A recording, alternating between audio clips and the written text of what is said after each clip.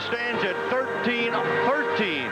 The last time the Chiefs won in the New York area was 1969. The Chiefs won. The toss will receive, and this kickoff is sponsored by Budweiser, the king of beers. As Pat Leahy kicks it away, and Kitrick Taylor is back in the end zone. At the 15, he is dunked at about the 16, possibly the 17-yard line by Ken Rose. So the Chiefs will get first offensive possession, led by Steve DeBerg. Christian Okoye is back. Look out for this big guy, and the spectacular Paul Palmer, the running back. Of course, the wideouts, Carson and Page, tremendous speed. David Lutz might be a question mark today. He's starting at right guard for the injured Byron Ingram. And so the Chiefs have first possession of their own 16-yard line. Wide receivers out to each side, and DeBerg will go to Okoye, who moves to the 19-yard line, where Scott Mercereau, number 94, the nose tackle, makes the stop for New York. Now let's check that Jet defense. Mark Gastineau is off to a tremendous start, and Mercereau is coming on pretty well, and of course the veteran Marty Lyons anchors the right end spot. Now the linebacker core, the middle linebackers, particularly effective, Troy Benson and Kyle Clifton. And the defensive secondary, well, James Hasty, an outstanding rookie and a very exciting rookie. And of course, Eric McMillan, who plays the free safety, is also a rookie. It is second down, and Okoye tries the left side, doesn't get a whole lot as Marty Lyons, the 6'5", 10-year veteran from Alabama, knocks down Okoye. And the game plan becomes rather obvious very early. They're going to run with Okoye, and the New York Jets and Bud Carson know the man they've got to stop is the big guy, number 35, and here he comes off the field. Okoye, in his first game, has been out with an injured thumb. And, of course, they're looking for big things from him from now on. It is third down 2. The Chiefs have been rather effective on third down conversions this year. The Jets have been nothing less than spectacular. Over Carson's head, it'll be 4th and 2 coming up. Terry Williams, 33, the left cornerback, as the Jets overloaded in the secondary, was there for the coverage. All right, now here's a part of the football game that we think is going to be very important. Goodburn and Prokop. The kind of field position that is generated by effective kicking sometimes goes unnoticed, but today I think it's going to be very noticeable. Kelly Goodburn from Emporia State in Emporia, Kansas, will kick it away to JoJo Townsell out of UCLA. It is 4th and 2 for Kansas City.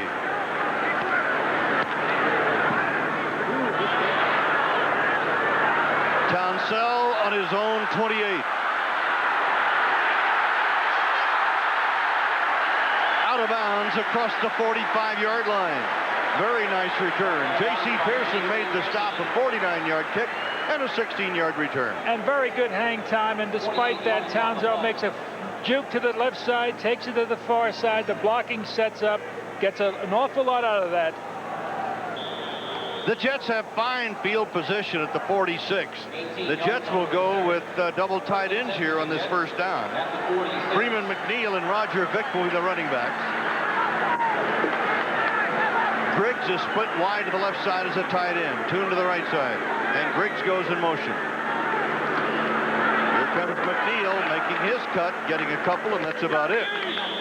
You know, Al, it seems as though you can almost chart the tight end, and we'll explore that in a moment. Let's right now look at the Jets offense led by Ken O'Brien, having an outstanding year. Al Toon, enough said there. Wesley Walker back from an injury of a year ago, and of course the outstanding Mickey Schuler at tight end. And that outstanding Mickey Schuler is a man that could be very important, particularly against this defensive perimeter. Dan Alexander will play, injury or no. He'll play with pain in the neck today. He has never missed a regular game except for the 3-game strike season, if you will. And it's McNeil across the midfield stripe to the 46-yard line. It'll be third down and short coming up for New York. Tim Cofield on the stop. Bill Moss anchors that 3-man front, and Moss will be playing against former teammate Jim Sweeney, a teammate at Pitt. The Baldinger is going to play on the left end spot there, and Dino Hackett leads the linebackers. The secondary, well, most coaches in the NFL, I'll say it's probably the best in the NFL. Yep, and I think Frank Gans feels the same way. Third down short. Little play action to McNeil. To Schuler, but a little bit high for him. Mickey Schuler, covered by the linebacker, Angelo Snipes, number 52, and it's fourth down coming up for the New York Jets. What we were going to say a moment ago, Al, it seems that they are sending more tight ends wide and then putting them in motion, and wherever they go, that's where the running play is going to go. As a blocker. Now, in that particular play, as we know, the crackback is illegal, but he hit him high. Griggs came in, hit him high. The guard pulled and was trapping to the outside. It was almost a very effective play. Joe Prokop, 37.4 punting average, good hang time. And Kittrick Taylor is back deep. David Hollis had been the return man, but he was released this week. Prokop gets it away, and that ball is going to be back into the end zone, where it will come to the 20, and it will be first down for the Kansas City Chiefs. A 46-yard kick by Joe Prokop. We have a timeout. We'll return. We'll have possession for the second time. You know, Al, the Kansas City Chiefs don't believe they're a 1-3 team. Well, you know, I don't believe they're a 1-3 team. They came very close in 2 games. They could have been 3-1, and the reverse might be set for the Jets, although the Jets have been dominating. So we're going to find out an awful lot today about both of these teams. Kansas City in its second offensive possession, first down on its own 20-yard line. Okoye is the man up front. Palmer right behind him in the eye.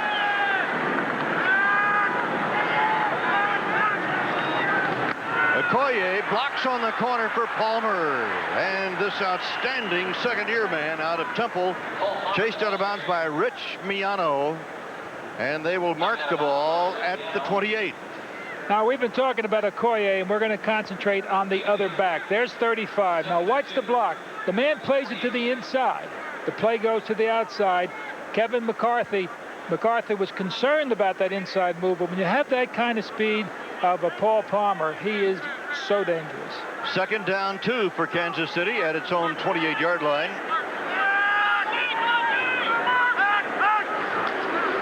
Palmer again. Boy, you give this little guy just a little bit of daylight, and the defenders try to find him. He goes through for a first down. They'll mark the ball near the 33. Let's check in on the scores of the other ball games. How about this? Buffalo could not run against Chicago today. And Philadelphia coming back to lead Houston. Indianapolis may be untracked, Al. Cleveland, big lead over Pittsburgh. Great rivalry there in Seattle. Big lead. Giants win in a wild one over Washington. And Green Bay and Tampa Bay in the Battle of the Bays are locked up. Can't afford to miss those extra points or have them blocked. First and 10. DeBerg over the middle to Palmer. DeBerg's 6'4" frame helped him there because he was trapped in the pocket. Kyle Clifton, 59, the inside linebacker, made the stop, but DeBerg got something out of nothing there. Well, there's Kyle Clifton, okay? He's 6'5", he's 245 pounds. He could play the outside linebacker to the strong side, or he could move up to the line of scrimmage as a defensive end. That's how big these linebackers are. Kyle Clifton was a high school quarterback down in Texas. Attended TCU, became a linebacker. Second down, 7. Palmer. And he loses yardage. Rich Miano, number 36, the strong safety from Hawaii, up on the tackle. Well, the Jets are absolutely sure that if they're going to stop 2 people, there's going to be 35 and 26. Now, the way those linebackers are playing, you have to look for DeBerg to do what he's been doing right along. Take what the defense is giving you. Don't try to go too deep. Try to get the short yardage either to the outside. And I look more for an outside move now because of the way the Cole particularly is playing over the middle. Third and long. DeBerg has hit 59% of his passes for 764 yards and 6 touchdowns. Coming to this one, out of the shotgun. Great defensive effort by Eric McMillan, the rookie from Missouri, breaking up that pass intended for Stephon Page. Boy, that'll make McMillan's daddy happy. I'll tell you, these safeties are doing such a terrific job. We've been seeing more and more outstanding safety. There's Page. Looks like he's clear for a moment, and over the top, number 22, Eric McMillan. And his father, Ernie McMillan, All-Pro tackle, now one of the assistant coaches for the Cardinals.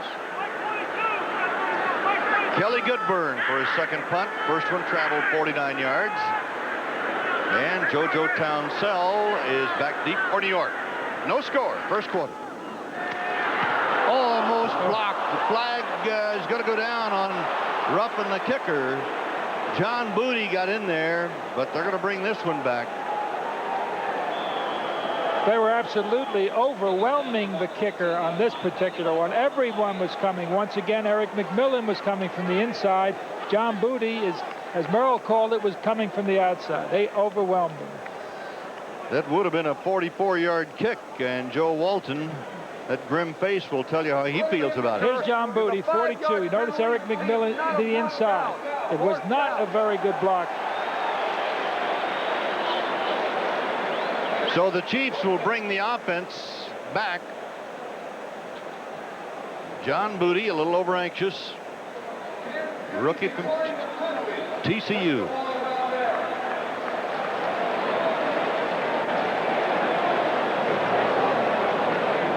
So we've got a timeout, and we'll return to East Rutherford in just a moment. It was only a 5-yard penalty, and Kansas City took the play, and the Jets have the ball. Now the Jets have started very quickly, but have also had trouble in December, Al. They sure have, and you know that's the thing that everybody's trying to find the answer to. I mean, this is Joe Walton's book, and he himself says, well, we just got to start winning in December. O'Brien going to the air on first down, completes it to Toone. Toone gets the first down with about a 13-yard pickup, and Lloyd Burris, the strong safety, 34, runs him out of bounds. Well, this is an interesting play. Now, Toone really takes it only a few yards down the line of scrimmage, is going by linebacker after linebacker, and Kenny O'Brien is just waiting for him to clear the a particular area. Outstanding athlete, as we all know, Al Toone. That's a 13-yard pickup officially. Last week at Pontiac, his longest catch was 12 yards. Walker coming in motion back to this side, and Vic gets the call and goes to about the 35, 36 possibly. Dino Hackett, number 56, the right inside linebacker from Appalachian State, makes the tackle. Joe Walton sitting a play in. Joe and the Jets have come to an understanding this year that they're going to have fun, they're going to support each other, and so far it's working. And, you know, a man that really hasn't done as much, although he's had a good start, is Freeman McNeil. And I always like Freeman in a second or third and long situation, both as a runner, but more particularly as a receiver. Second down 8. Incomplete. Kurt Sohn, number 87 on the far side, covered by Albert Lewis, a 6-year veteran from Grambling. O'Brien is having a fine year. In fact, he had gone 211 passes without being intercepted going back into last year. Finally got picked off last week. Got picked off last week, and as we know, there's never a worse time than this early in the football game to have a turnover. He's going to get good pressure.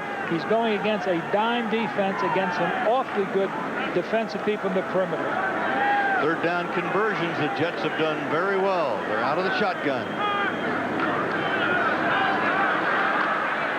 O'Brien goes to Schuler at the 44. Angelo Snipes, the linebacker, had the coverage, and Mickey Schuler has now caught passes in 69 consecutive games. Well, in the last few games, we've been talking about the demise of the tight end, but when you've got someone like a Pro Bowler in Mickey Schuler, you've got to use him. He makes that move. He really takes the linebacker to the inside, then he rolls it to the outside. Excellent move. That's experience. First down for the Jets at the Jet 45. Schuler in motion. Little misdirection with McNeil. And McNeil is in Kansas City territory near the 46. Mike Bell, 99, the defensive right end, and Lloyd Burris, the strong safety, number 34, make the hit for Kansas City. Take a look at this from the end zone and then give credit to that offensive line that had only one bad game. But look at that hole. I mean, you know, maybe you, Merrill, could do that one. In my car. In your car. 2nd and 2 after a pickup of 8. The ball is on the Kansas City 47. We have 7 minutes, 12 seconds to go in the first period here at Giant Stadium in New Jersey. No score.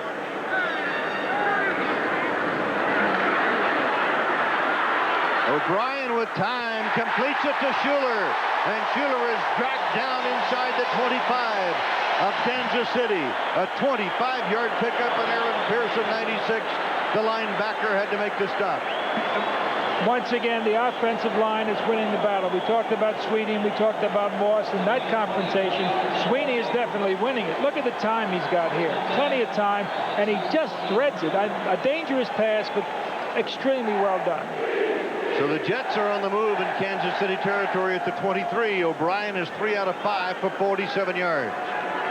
Toon will split to the left. And Wesley, or rather Toon to the right, Walker to the left. Vick. And Vick breaks loose and gets inside the 15, bouncing all the way down to the 11. Deron Cherry, the 5-time Pro Bowler on the stop. An extremely well-run play. Roger Vick. Schuler was coming in, looked like he was going to trap.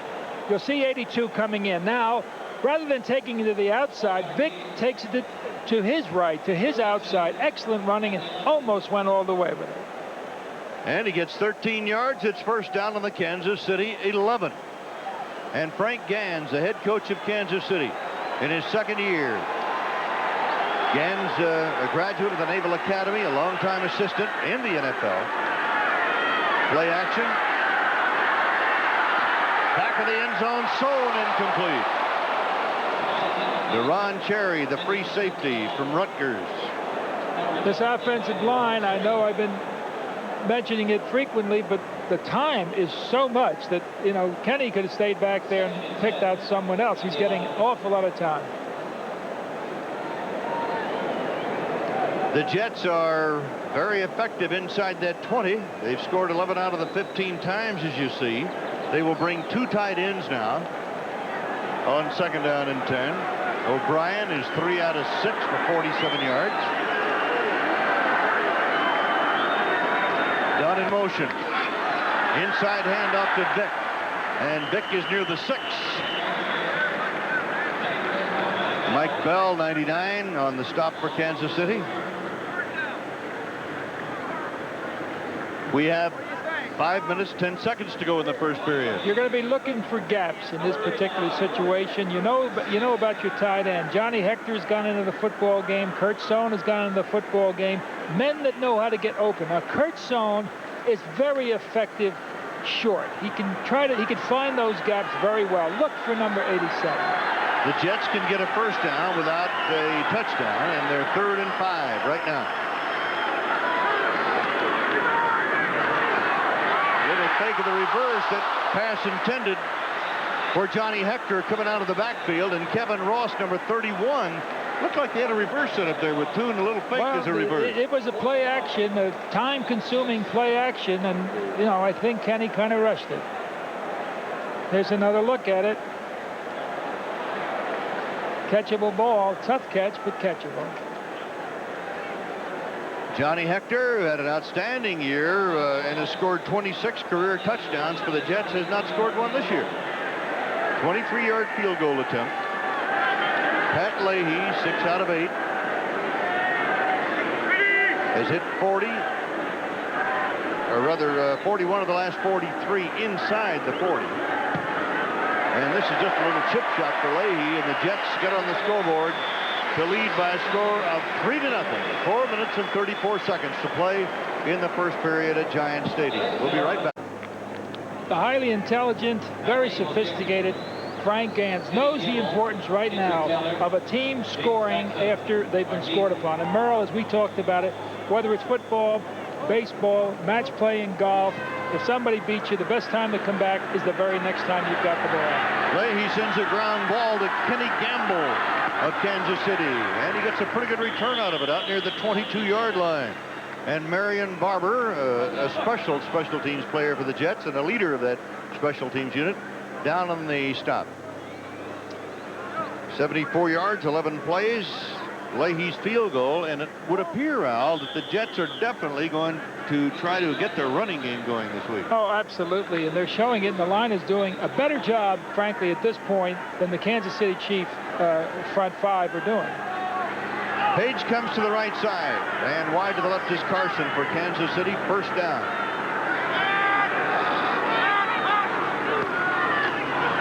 Palmer had an outstanding game, even in the loss to San Diego last week, brought down by Troy Benson. He doesn't get too much on that one. You know, one of the great positions to play on defense is either one of those two inside linebackers. These people are pretty well protected by the defensive men in front of them. They can flow with the play. Now watch the flow.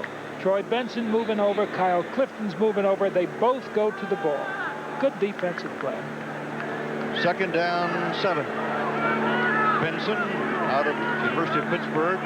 Steve DeBerg, since taking over the quarterback job for Kansas City, has really put a lot of confidence into this team. He can do so many things, and of course, the 12-year veteran recognizes about everything and anybody can throw at him. But what do you do with the blitz from Kevin MacArthur, number 57? And you can read a defense. Now, Bud Carson, whoever sent that in, that blitz of the linebackers coming, just read the Berg or the offense of what they thought they were going to do. There's Bud. I mean, he's so intense. He's so blunt, but he makes a man out of you. As, by the way, Bill Moss, who plays nose tackle for the Kansas City Chiefs, told us yesterday. He was coached briefly by Bud Carson. They lost about 9 on the play. That's MacArthur's first sack of the year, by the way. Third-year linebacker from Lamar University in Texas. Uh-oh, DeBerg wasn't ready. Something went wrong there. The ball was snapped, and it appeared that DeBerg didn't want it right then. So we talked about what do you do after a score. Kansas City has had a problem in this series after the score. Well, you're going to see someone making a drop back, okay? Steve was not ready. That was the center making a drop ball. He was unprepared for it. And now they're going. Now the punt return, and JoJo Townsell gets very interesting. And it's a fourth down and long. About 23, if you will. 3:02 to go in the first period.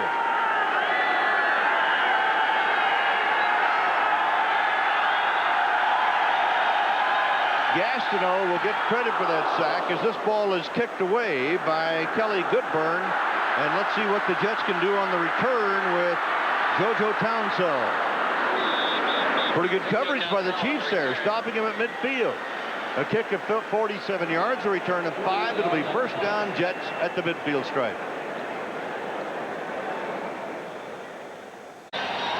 Mark Gastineau has turned into a real leader on this defensive unit. He gets credit for this sack. The entire unit was coming in, but there is number 99 making the final hit. There he is live. And Gastineau gets his 5th sack of the year. In fact, he has been named a captain, game captain today because of the way that he has played over the first 4 games. First down at midfield. Altoon doesn't drop many, but he dropped that one. Covered by Kevin Ross, number 31. And Len Berman talked about Gastineau and how proud, Gastineau was so proud of being part of that captaincy. All-time sack leaders, Lawrence Taylor, who played today for the Giants. Giants winning by 1 over Washington. Gastineau, number 4, and moving up. And I think LT got 2 today, and I think Manley had 4. 4 sacks, not a bad day. Freeman McNeil picking his way to the 48-yard line of Kansas City, where he is brought down by Bill Moss, number 63, the 5-year veteran from Pittsburgh. 10-minute ticker. These are some of the late games. Denver over San Diego. San Diego defeated Kansas City last week on a questionable call very late in the ball game. You know, as we look at this ticker, I was watching there for a moment. Altoon, number 88, one-on-one against an awfully speedy guy, Albert Lewis. Although right now Kurt Sohn is out there. They talk about Lewis in such glowing terms defensively. Third down 8 for New York. Linebacker coming from the outside. That one's completed to Johnny Hector for a first down inside the Kansas City 40 at the 37-yard line. And Deron Cherry, one of the outstanding defensive players in the NFL. 5 years an All-Pro. And this again is Joe Walton's creative, imaginative, offensive mind in action. He is using everybody.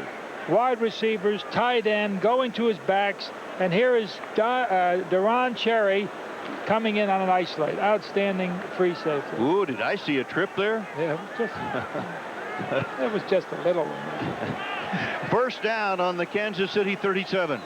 Jets lead 3-0. First quarter, 1:10 to go in this period. This is Freeman McNeil. Nice defensive effort there by Kansas City's Dino Hackett, who leads the Chiefs in sacks, 43 coming into this ball game. And when they talk of Hackett in Kansas City of the NFL, they say Jack Lambert type. I'll tell you, that's quite a compliment. Oh, that's a major compliment. That's a Hall of Famer. Now we got 50, 40, almost 40 seconds. Here you see Rod Rust. 40 seconds to go, 3 points, and it looks like the Jets are dominating, but 3 points isn't much. Schuler, the tight end, in motion. Second and long. Incomplete to Billy Griggs, the tight end, number 81 from Virginia. Lewis Cooper, 55, the outside linebacker, had the coverage. There it is, dominating offensively. It's kind of unheard of when you think about it, Merle. 3 games, giving up 1 touchdown, and here we are about to finish this quarter, and Kansas City hasn't scored. Well, the Jets lost to New England in the opener 28-3, and then ran up 68 points against Cleveland and Houston in wins. Last week against the Lions, the Jets won 17-10, and admittedly, they were flat. They're not flat today, though. Here's their run and shoot offense, 4 wide receivers. Jets 2 out of 4 on third down. This is a 3rd and 8. Incomplete to McNeil. And it'll be 4th down coming up. Dino Hackett was in there. O'Brien now 4 out of 11, 57 yards. There's Dino Hackett. Ken O'Brien said, hey, coach. So the punting unit comes on. Joe Prokop will do the kicking. Kansas City has started from its own 19. The Jets from its own 39. Kansas City's also started from the, 16, 20 officially, and 21.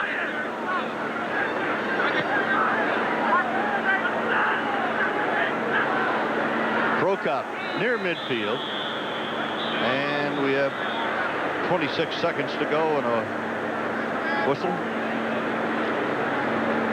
Let's see, I think we have a delay of the game. I haven't seen a flag drop, but apparently we do have one. Yeah, it might have been intentional. They want to put that ball very deep. Kicking from where he is probably going to go delay into the game, 5-yard penalty. That's what it was. Delay of the game. Might have been intentional. From this position, there's a far better chance of dropping it within the 10-yard line. They want to get the guys downfield to try to cover that ball before it gets to the end zone. We have only 26 seconds to go in the first period. The Jets lead 3-0 on Pat Leahy's 23-yard field goal.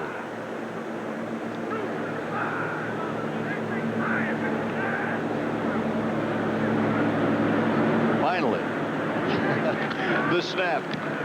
Prokop gets it up into the air, and a fair catch is called for by Kittrick Taylor, and he will down the ball near the 15, possibly the 16-yard line. Well, 16 days ago, the Olympic flame was lit in Seoul. The games of the 24th Olympiad began. Nearly 10,000 competitors from 160 nations participated. They came as athletes, they leave as Olympians. And tonight, they gather to celebrate these games and to witness the extinguishing of the Olympic flame, the closing ceremony of the games of the 24th Olympiad, only on NBC. And it's going to be a tremendous spectacle. Over 3,000 dancers and performers and a 72-ton, 1,000-year-old bell and flags and banners, Oriental symbolisms. 19 seconds to go in the first quarter. That's tonight, right after this ball game. Okoye up the middle, all 250-odd pounds, and Scott Mercereau, number 94, the nose tackle of the Jets, stops him. Well, you know, they say run so you can pass. I have the feeling Kansas City is going to have to pass a little so that they can run. The Jets are playing very wisely. They're playing the run. The first quarter has come to an end, and after a 3-yard pickup by Okoye, Kansas City will have a 2nd and 7 when we start the second quarter. Merle Herman and Al DeRogatis with you from Giant Stadium in East Rutherford, New Jersey. The Jets lead 3-0 as we start the second quarter, and the Jets have a first down just inside their own, or rather Kansas City has a first down just inside their own 20. Steve DeBerg sends Okoye in motion as a blocker, and they try to get Palmer out there, but the Jets defense reacts, and they can't shake Palmer loose like they did a week ago as Bobby Humphrey, number 48, who was the player of the month in the AFC for the month of September, makes the tackle. And they're trying to get him into this offense, and there's a good reason right there. I mean, that's not too bad a company that he's in there, but the magnificent defense the Jets continue to play. Again, you're trying to run the football. You're in a 3rd and long situation. They may work on Hasty, but that could be a mistake. Number 40 is awfully good. You just saw the select company that Paul Palmer is in, and he's starting because of the injury to Herman Hurd. But boy, has he made a name for himself and is winning a job for himself.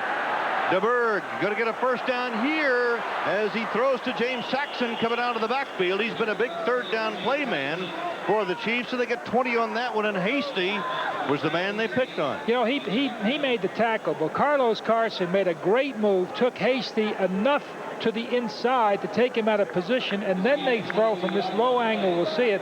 They throw behind Hasty, and they beat the linebacker. Oh, you're reading the playbook, Al. Well, it's just so beautifully conceived, and it develops so perfectly. And the game plan. First down on the 40-yard line. Carson split wide to the right side. Stephon Page to the left. Palmer. Boy, this little guy, a little more daylight, you'll see something out of him. He moves to the 45-yard line, and Alex Gordon, number 55, the outside linebacker of the Jets, makes the tackle. And let's look in on the 10-minute ticker. The Buffalo Bills down to defeat for the first time today. Could not run against Chicago. And Philadelphia continuing to lead Houston. And Cleveland, winner over Pittsburgh. Some of the other scores, the Giants won today, and Tampa Bay beat Green Bay. Green Bay is winless. And here are some of the later games now. Phoenix, 10-7 over the Rams, first quarter.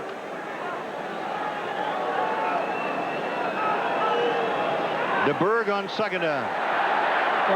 He was really rushed and gets hammered.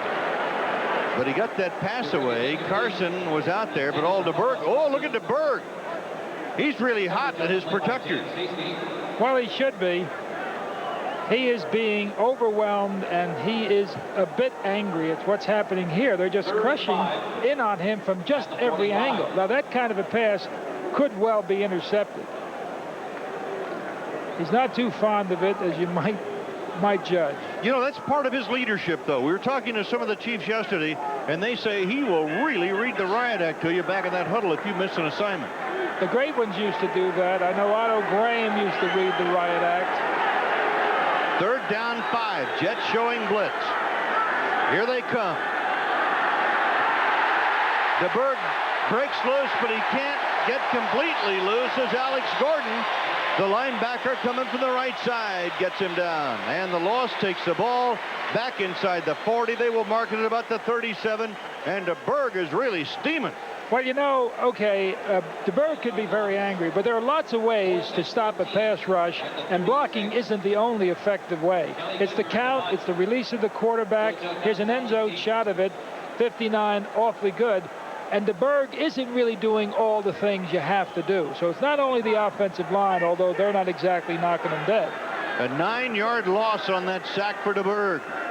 And Kelly Goodburn punts it away, drives it downfield to Townsell. JoJo at the 19, the flag was thrown. Let's see what happens on the return. Finally, Townsell is bulldogged down on the 39-yard line by Sidney Johnson. But we have a flag on the field and a penalty coming up. 45-yard punt, a 20-yard return if it stands. And it's indicated that the penalty will be against Kansas City by Ben Dreith. Let's see what it's all about.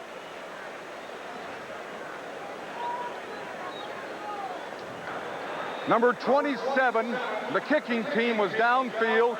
They declined the penalty. Timeout. Kevin Porter was downfield illegally on that punt. We've got a timeout. The Jets lead 3-0, and we'll return in a moment. Game is brought to you by Dodge Cars and Trucks. On the street or off the road, it's the new spirit of Dodge. By Citicorp, because Americans want to succeed, not just survive. And by United Airlines, airline of the 1988 U.S. Olympic team. Merle Herman and Al DeRogatis with you at Giant Stadium in East Rutherford, New Jersey. The Jets put the ball in play to Kurt Sohn as O'Brien completes one near the 49-yard line. Albert Lewis, the left cornerback from Grambling, had the cover, number 29. And field position that we talked about earlier so far may well be the difference. It's significant, but I really think it's the outstanding offensive and defensive play of the New York Jets. Now, there's been a change defensively. 98, who wasn't starting the football game, Leonard Griffin, is in there at left defensive end for the Kansas City Chiefs. Griffin had a neck injury that was giving him trouble. Schuler, the man in motion, good play action by O'Brien. Now he has to get rid of the ball as he goes down, and McNeil makes the catch, breaks a tackle, and finally is inside the 35 and down to the 32 of Kansas City. A 19-yard pickup. And Lewis Cooper had the responsibility of the back out of the backfield. Lewis Cooper, number 55 in red. This is such a tough assignment. In fact, number 55 sees his man coming out. Now he's going to overshoot him. He makes a move too quickly, takes a bad angle. Awfully tough covering Freeman McNeil. O'Brien is now 6 out of 13 for 85 yards. O'Brien got that ball away, but he took a pop. Ooh. And the race is on. First down, 3-0, New York on the Kansas City 32. Schuler in motion, blocks up front, and a good recovery by Kansas City's defensive unit on Johnny Hector. Number 34 is Bill Moss, number 63 out of Pittsburgh. So you're not coming my way. Well, you know, we've been praising Mickey Schuler, and rightfully. He's done a terrific job, but he missed the block. He was the trapping guy. You talked about it earlier, Merle. The tight end in motion. He was in motion as we look at him, but he did miss the block. A reminder to our viewers that we'll be selecting the Budweiser Most Valuable Player for today's game at the conclusion of today's game. 2nd and 9 on the 31 of Kansas City. Schuler goes in motion. Play action. Toon drops the ball. Ooh. Right behind him, Kevin Ross, 31. And I say ooh because Al Toon has such sure hands, and he caught 10 passes in about a quarter and a half last week before he was injured in Pontiac, Michigan. Now we see the defensive changes. Okay, the linebackers are coming out. You see Cooper coming out of the football game. You see Pearson. You'll see 6 men in that deep perimeter. The Chiefs are counting on, hopefully they'll get some kind of a rush. What the Chiefs do not want to do is to permit anything to go deep. The Jets will probably be looking for something short to try to get the first down. They're 3rd and about 9. O'Brien out of the shotgun, puts Toon in motion. O'Brien over the middle of Kurt Sohn at the 15-yard line. Kevin Ross, the right quarterback from Temple, makes the hit, and he is a hitter, but Sohn makes 16 yards and a first down at the 15. And Merle, the coverage was pretty good. Now this is just the kind of execution that an offensive coordinator looks forward to. Now that's pretty good coverage right there by Kevin Ross, and a great catch by Kurt Sohn. A 25-yarder at the 15. Sohn now 2 catches, 25 yards. O'Brien 7 out of 15 for 101 yards.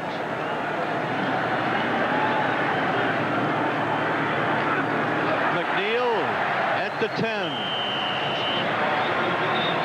Now they may have said that the Jets didn't play with great intensity last week against Detroit. They won the football game.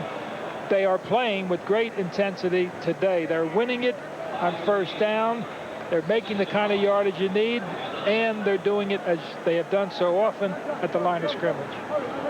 2nd down, a long 5 for New York at the 10-yard line of Kansas City as Toon goes to the left side, and Wesley Walker comes to the right side. Schuler and Griggs, tight ends, are both in. That's Schuler in motion.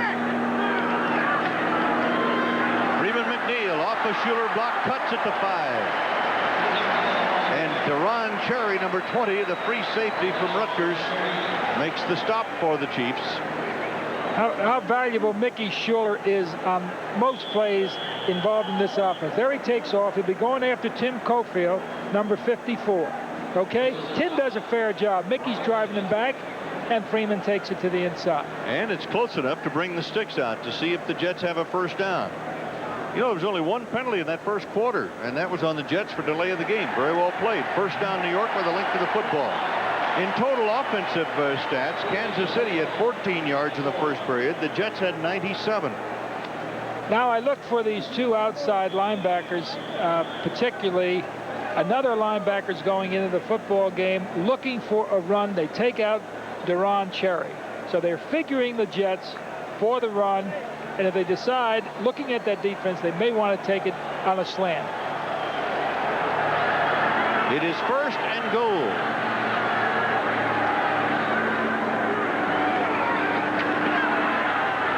Criswell and number 63, Ted Banker, doing a great job of blocking as Johnny Hector gets it into the end zone, and the Jets put another 6 on the board.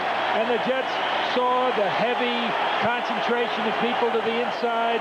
They take him to the outside on a slant. Nice going, Johnny Hector. A 4-yard touchdown run. Here it comes, right at you. Number 34, Hector, right at you. Good blocking. Guard leading the play. Was that Dan Alexander, or was that Banker? No, Ted Banker. Ted Banker. And I had Criswell, but looked from the left side, the pulling man was Banker, 63. Good block he made. Now the extra point try. Leahy puts it right through the middle. 8 plays, 60 yards. And the Jets lead 10-0. One more time, and we'll be right back. This crowd is going crazy. Their team is winning 10-0. That's the New York Jets. They buried the Jets after the big defeat against New England. They figured there's Joe Walton. They figured they'd end up last, but they've been playing super the last, 3 games in the quarter.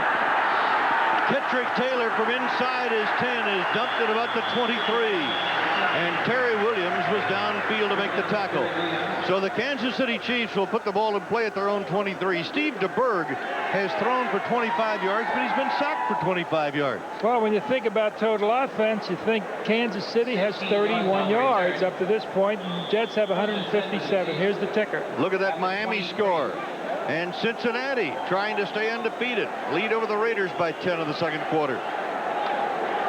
This is a big possession for Kansas City. Steve DeBerg has got to get that offensive unit on the move. Palmer. Nope. 93, Marty Lyons, the defensive right end. 269 pounds, wrapping up Paul Palmer, one of the most exciting players of this early season. The Jets at this point are doing everything right. They are closing at the line of scrimmage defensively. The linebackers are moving up extremely well. They're figuring that DeBerg will not beat them passing. They may be right. A gain of 1, 2nd and 9. Page to the left, Carson to the right. DeBerg gets hit as he releases the ball. Alex Gordon, the linebacker, coming after him. Carlos Carson was in the area, and DeBerg is really getting hammered as that line cannot keep the defensive unit out of DeBerg's face. He gets hit by Alex Gordon just as he releases the football. Now, you know, the intensity is so high, they must, that is Kansas City, must do something now really to control. There's Bud Carson, who's done such an outstanding job to control that line of scrimmage. They're not keeping the Jets out at all. Steve DeBerg, 12-year veteran, has really added a lot to this Kansas City team, but he's just not getting the protection. Here he goes again. Castello, his second sack and his 6th of the year. And DeBerg gets hammered down. It'll be 4th down after the long loss. They lost 9 on that one.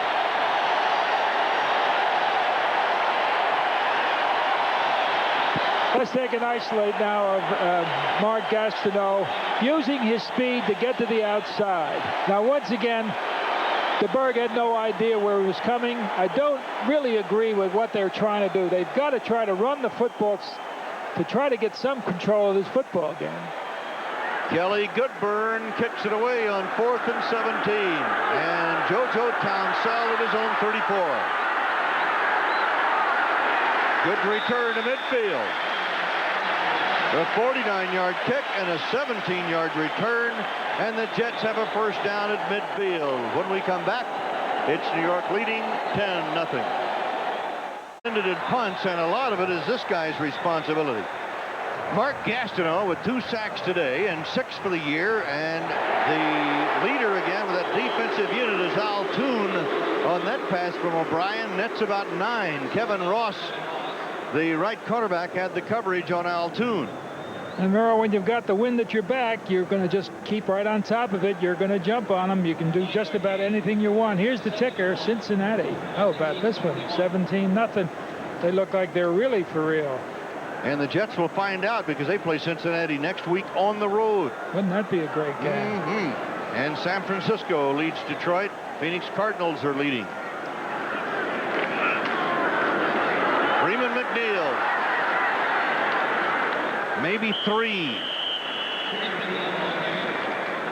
We pause briefly for station identification. This is the NBC Television Network. WICZ-TV, Channel 40, Binghamton. Bud Carson, the defensive coordinator, he's going to be really happy today. Well, and he wants to keep them in the football game. You know, it's 10-0, and we're talking like, you know, Kansas City is buried. They're a long way from being buried. This team needs something big to happen for them. Kansas City, that is. Need the big play. Pass interception, fumble recovery, whatever. Schuler in motion to the left side. Vick comes back right. Gets a block in the corner. Plunging inside the 30. The ball marked near the 29. Short of a first down by a couple. And what makes the plays work when it's going to the outside is looking at the guards pulling. Here's Banker taking it out. A man that moved in on a surprise move. Did just enough, really, to contain Lewis Cooper, number 55. Second and short. Look at the numbers here. Total yards. Chiefs with 23. We have an injury timeout here. Dino Hackett or Aaron Pearson. It's Pearson. It's Pearson who was shaken up on the play and being helped off the field now. They can ill afford to lose Aaron Pearson, the third-year man from Mississippi State, who's a big hitter. He's having a good year. And Frank Gans, who was so hopeful that his team could start well here, Al, because he knew the crowd would play a role, and the crowd has played a role. Well, this may be as poor a start as Kansas City has had all year. We said with a couple of breaks, they could have been 3-1 rather than 1-3. Todd Howard out of Texas A&M has replaced Pearson as the linebacker. Vick also from Texas A&M, trying to get to the outside and trying to break the tackle set up by Tim Cofield, but Cofield, number 54, hangs on and then gets a little bit of an assist by Todd Howard to make the hit, but it's a first down at the 25-yard line of Kansas City. And you know, the Jets, as we said before, are taking Kansas City apart. They're doing just about everything they want. They could run it, they can throw it, or they can draw it. You know, when you start thinking too much about the pass, you give that screen a possibility and you make the draw an effective play. First down, 25. Wesley Walker in motion. Walker is the man he's looking for, but look at all the time that O'Brien has. Finally throws. Schuler catches the ball, but he is out of bounds on the catch, so to be incomplete. And give a hand really to that defense, the defensive secondary of the Kansas City Chiefs, because that time he was unable to throw, and this great blocking that you're seeing here, but they're concentrating deep. No one's near him. He gets to the outside. A good block will break him free to the outside right here. Plenty of time, but the secondary did a dynamite job for Kansas City. Second and 10. Okay, 23 sacks in O'Brien's first 4 games last season. This year he's been dumped only 12 times. And now two tight ends are in. Schuler in motion. Boy, he had enough time in that last play to go out to lunch. He looks for Schuler. There he is. And the tight end is dumped on the 19 by Kevin Ross. You see the experience of a tight end there. He just positions himself perfectly. He gets between himself, the quarterback, and the defender. Isolating number 82. Going against Kevin Ross, the positions. Watch this. The man is behind him. The ball is coming to him. Impossible to stop. Kansas City is without two linebackers now who are on the sidelines, injured, hoping, of course, that they will be back. Aaron Pearson, 96, the left inside linebacker, and the left outside linebacker, Lewis Cooper, number 55. And Jack Del Rio will now play the outside on the left side for Kansas City on third down and short. O'Brien has the time. It is intercepted. It is picked off by Kansas City's Lloyd Burruss, and Burruss is tripped up outside the 40 by Jim Sweeney, the center, or he may go all the way to the end zone. So possibly that's the big break that Kansas City has looked for. That's the break you need. That secondary, we said, has done a great job. Lloyd Burruss has made some outstanding plays. Let's take a low-angle look at this first, Merle. Yep, tipped by Toon. That's pretty clever, tip Toon. And watch the effort here by 53. Throws that arm out and scoops the leg out. Jim Sweeney. They'll come into the frame from the right. Perfect pickoff. A 32-yard return by Lloyd Burruss on his first interception of the year, and that's the first turnover for either side. Play action, DeBerg. Over the middle, it's going to be too high and almost intercepted by Eric McMillan. Number 22, the free safety, is Stephon Page. Now, was the target. Sorry, Merle. Now the plays are being called from the sideline, but this is the time really to get a couple of first downs. There's Burruss who made that great interception. This is the time to get control of the line of scrimmage. Try to get your running attack going. There was a situation where he was going for much more than the defense was willing to give him. Carson goes to the right. Wide to the left side is Stephon Page. O'Brien intercepted for the first time of the year in Michigan. Now the second time of the year is Herman Hurd is into the lineup, back off the injured list, and gets a first down inside the Jet 45 as McMillan and Miano, the two safeties, make the stop for New York. So Herman Hurd is heard from. Separated shoulders sidelined him until today. And Merrill, that's the kind of thing we're talking about. Get that kind of a thing working. If you get that working, the linebackers are playing it tight, the corners are playing it tight, and the strong safeties playing it tighter. Hurd gained 466 yards a year ago, had a 5.7 average per carry, gets the call again, and he attacks the right side to the 41 of New York, where Marty Lyons, number 93, makes the stop. So the ball will be placed just inside the 42. Now, takeaways. This tells you something, as well as giveaways. Just reverse figures. DeBerg now 2 out of 8 for 25 yards. His first 25 yards of passing was nullified by 25 yards of losses by getting sacked. We also said Okoye is a pretty good receiver, not used too frequently. Threw into a crowd again. And it was Jonathan Hayes, number 85, the tight end from Iowa, a starter in many of the games a year ago, and Rich Miano, 36, the strong safety, really belted him. Miano's 200, not a small defensive back at all. Hayes is 239. Sometimes the quarterback doesn't see the right man, and you know, sometimes he does. Carson looked like he was wide open. James Saxon is into the football game now. He's in there with Herman Hurd. Kansas City is 1 out of 6 on third down today, and it's third down and 7. Let's see if the Jets send him. Here come the blitzers. Good protection for DeBerg, and a great catch by Emil Harry, number 86, the second-year man from Stanford, on Bobby Humphrey's side of the field, and it's first down for Kansas City. Kind of a drive, very cleverly done. Frank Gans and his coordinator doing a fine job. Here's an isolate on Emil Harry, number 86. A gain of 14 yards, and the Chiefs now are on the move, and we've got a timeout with the Jets leading 10-0. Again, seeing his Kansas City Chiefs on the march here as we've had the 2-minute warning, and the Chiefs have a first down on the 27-yard line of New York. Mark Gastineau is out of there right now. He was on the sideline getting some medical attention. Tom Baldwin, number 95, a 4-year veteran from Tulsa, has replaced him. It is first down, Kansas City.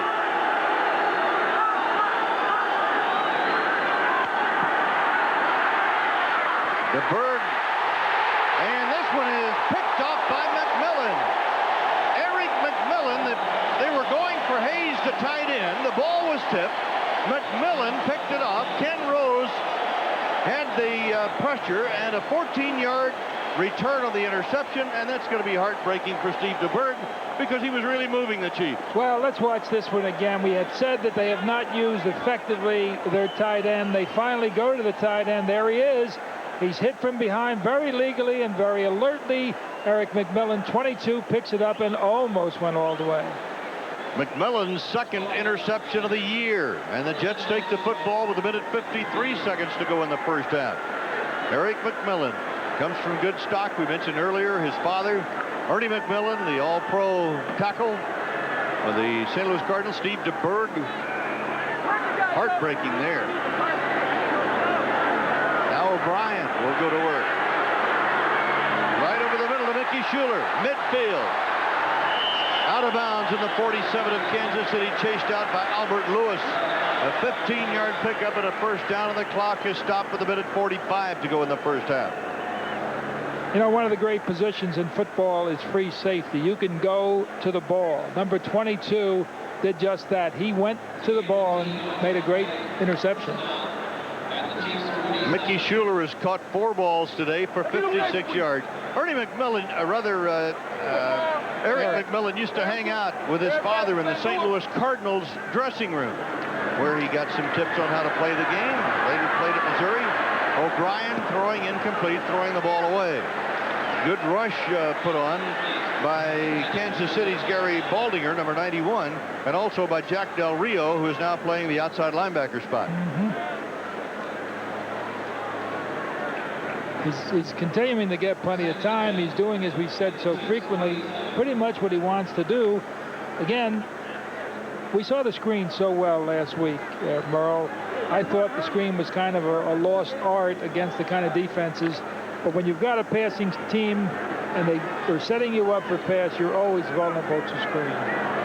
O'Brien, 10 out of 21, 135 yards, 1 interception. Johnny Hector. And Johnny Hector brought the play in, and the play was give the ball to Hector. He's at the 40.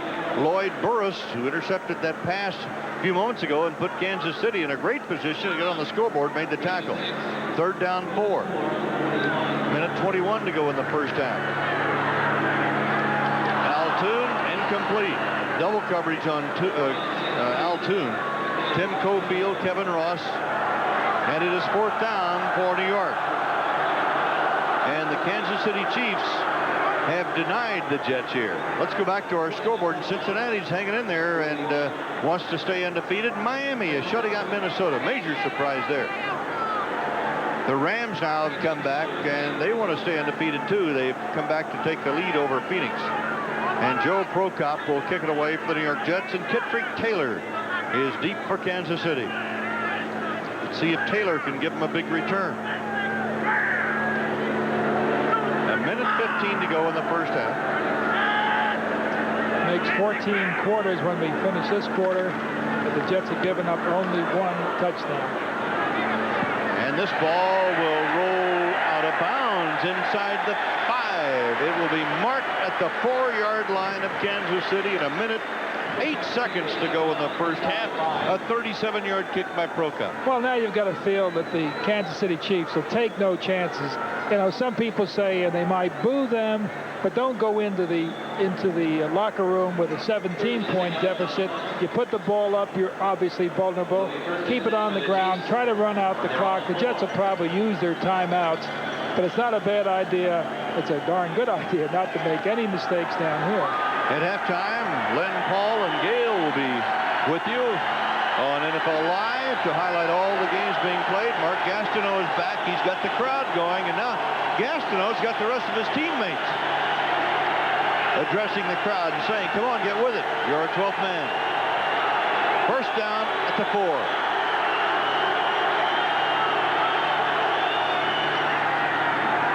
Straight ahead, Okoye. Marty Lyons, 93 on the hit with 1:04 left. So the Chiefs get a little bit of room and get the ball out across the 5-yard line. Now the Jets take a timeout as O'Brien goes to a ball bag. We'll be right back. Walton's Jets leading the Chiefs by a score of 10-0 on a first quarter field goal by Pat Leahy and Johnny Hector's first touchdown of the year. Okoye in motion. Herman Hurd, not much there. And the clock showing 59 seconds, and the Jets call a timeout to stop the clock. Alex Gordon made the tackle. Steve DeBerg took over the quarterback job in Kansas City. The Chiefs opened the season with a 6-3 loss to Cleveland, then lost to Seattle 31-10, but beat Denver 20-13, lost to San Diego 24-23. And there's Bill Kenny, who surrendered the job to Steve DeBerg. Kenny in his 10th year out of Northern Colorado, but he's a team guy. He says, hey, I'll do whatever you want me to do. Well, and he may get his chance in the second half. I had the feeling that, you know, Frank Gans, if it's not going well, there's nothing wrong with taking a pitcher out when the pitcher's not doing too well. That's right. Same thing for the quarterback. At the 9, third down 5 for Kansas City. Page comes wide to the left side. Harry is split to the right side for Kansas City. Inside handoff to Hurd. Hurd on the sweep right. Tries to get that first down. He's going to be very close. Herman Hurd, the 5-year veteran from Southern Colorado, back for the first time today. And it's a first down as Terry Williams makes the tackle. You know, you don't always make the sack and you don't always make the tackle. Occasionally you get run over. Well, he wasn't exactly run over, but he was hit a couple of times. Mark Gastineau we were looking at. How about this? 55-3 has been the Jets' score at home this year. 55-3. 22 seconds remaining in the first half. Carson splits wide to the left side. Stephon Page goes to the right side for Kansas City. First and 10. 13 seconds to go. Now we have a whistle and a flag in Kansas City. Had the clock run out with 7 seconds to go. Ball is taken back inside the 10 to the 9. Sorry, Merle. We were talking about Bill Kenny before. You've got to do something. I mean, this may be the most dominant kind of a first half that I have seen in the 4 games that we've had the pleasure of doing. And Kansas City just needs to do something. I'm sure the second half we'll see many changes. First and 15. Hurd on the carry. And he is outside the hit. Flag goes down. We have 2 seconds left. Alex Gordon, 55, made the tackle for New York. Had the clock run out and the penalty been against Kansas City, you can't, of course, end a half on a defensive penalty.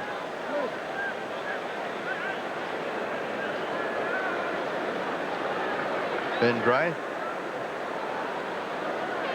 the Coloradoan himself. Offensive holding.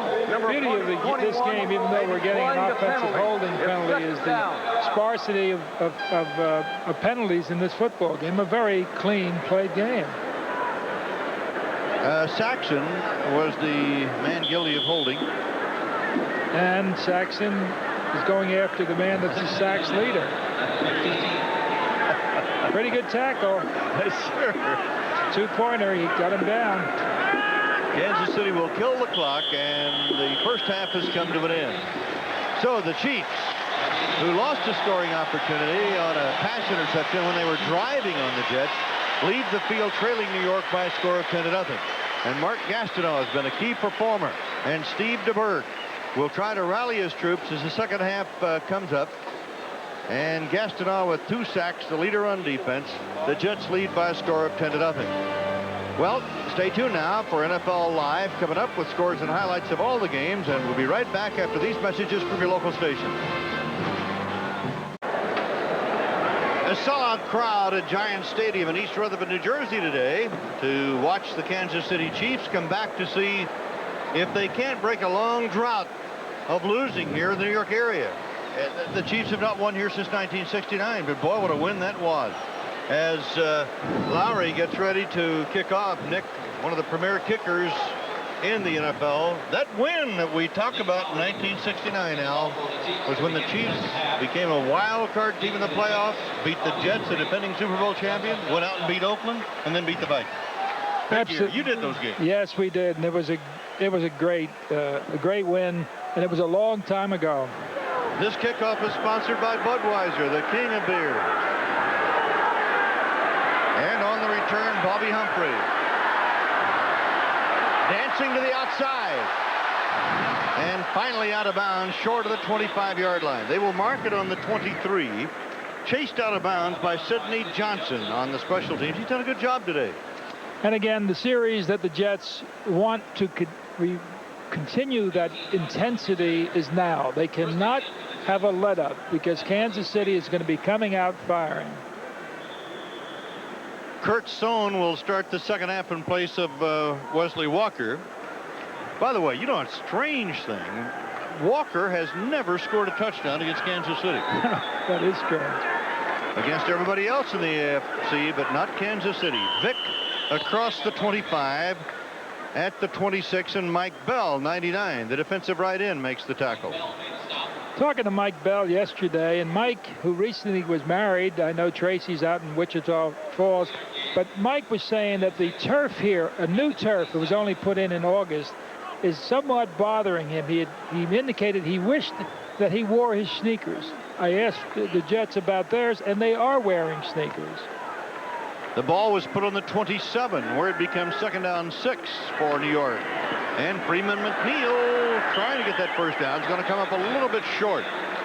And Bill Moss, number 63, the nose tackle, is there with Dino Hackett and Lloyd Burris. Moss and Sweeney, by the way, are old friends, aren't they? Yeah, they really are. They're both out of Pittsburgh 5 years ago. Huge people playing against each other. They played together at Pittsburgh, and both, at this point, it's been somewhat of a standoff with maybe the edge to Sweeney, number 53. There he is. This is the first time they've ever gone head up, though. Right. And, of course, Sweeney did the snapping for Dan Marino with the Pitt Panthers. Here's Vick trying to get the first down, slides across the 35 to the 36, and he has the first down. And Tim Cofield, 54, makes the stop for Kansas City. Well, you know, the two friends really don't shake hands when they meet at the line of scrimmage. They're going after each other. Take a look. Good friends. And their parents are good friends, and they like each other. And Criswell helps out a little. So it's a first down for New York on the 36-yard line. Vick is now 7 carries for 36 yards. O'Brien looking for that receiver. He's looking for Toon. Comes back over the middle and almost a one-hand catch by Freeman McNeil. But hawking him was Todd Howard, 53, the second-year linebacker from Texas A&M, and Dino Hackett, the veteran linebacker from Appalachian State. Rolling out is a tremendous asset for quarterbacks, the thing that gets them out of trouble. Kenny O'Brien didn't do much of this. He saw the pressure coming from the inside, bought some time, and almost completed it. Second down 10. We'd like to send our best to Bob Reese, the Jets head trainer, recuperating after back surgery. I know he's watching this afternoon, and Bob, we're all anxious to see you back in the harness, if you will. Vick inside, handoff, swings to the left side, bounces to the 45, almost has the first down. Deron Cherry has to stop him. We'll be looking at the ticker. On that play, Dan Alexander made a great block. These are the 1 o'clock scores. And the Bears send Buffalo down to defeat for the first time, and New England comes back to win. And the Indians win big over Pittsburgh. By the way, Marino's supposed to be back next week. Seattle a winner over Atlanta. I'm sorry. Well, they didn't have the pitcher in today. Well, an old baseball guy just can't forget it, can he? Cincinnati staying undefeated. And O'Brien to Vick. And Vick tries the left side. I believe he got the first down. Kevin Ross made the tackle. He went up the back of Criswell and Banker over there on the left side. Vick now 9 carries, 50 yards, and Walker is coming in. By the way, Jeff Criswell getting his second start today. He's number 61, the left tackle out of Graceland College in Iowa. The first NFLer as a starter coming out of Graceland. And they're very proud of him back there. I know Jenner went to Graceland. I had the feeling someone else did. No harm in it. His alma mater. Yep, I'm going back next weekend for homecoming. 48-yard line in Kansas City territory for Roger Vick and Gary Baldinger, number 91, and Todd Howard, number 53, make the stop at the 48-yard line of Kansas City. Now, some may feel the Jets are going conservative with this offensive attack. They threw one pass short. They've been running the football. It looks like now the game is, okay, I'm going to get you folks on defense playing it a little tighter, and then I'm going to start hitting you. Al Toon gets very, very dangerous in these situations. And Kurt Sohn splits wide to the right side and Toon to the left. Schuler, the tight end, goes in motion. And he's the lead blocker for Vick, and they open that hole, and Vick has big yardage and a first down all the way down to around the 32-yard line of Kansas City, and the free safety, Deron Cherry, number 20, has to make the stop. You know, you've got to love this kind of strategy.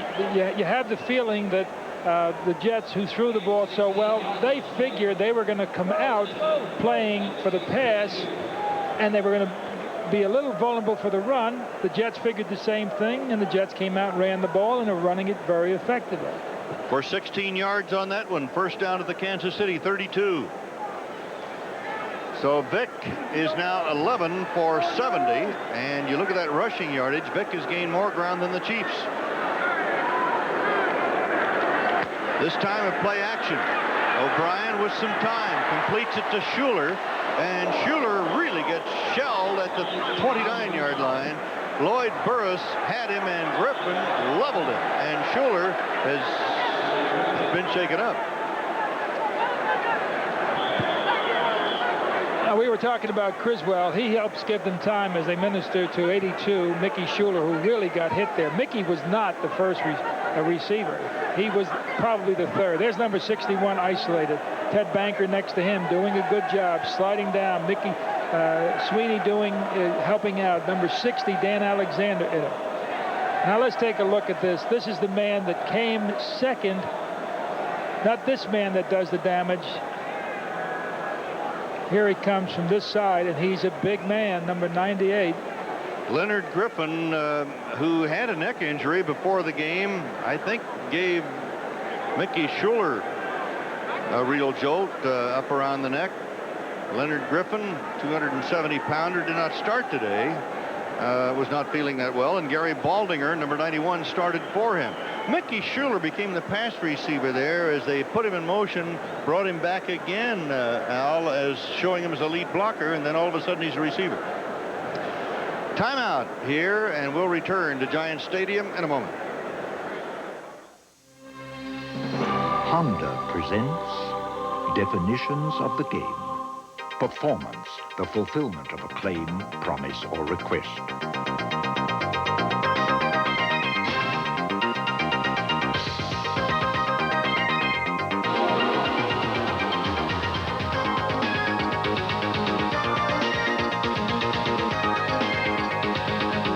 Performance, as defined by Joe Namath.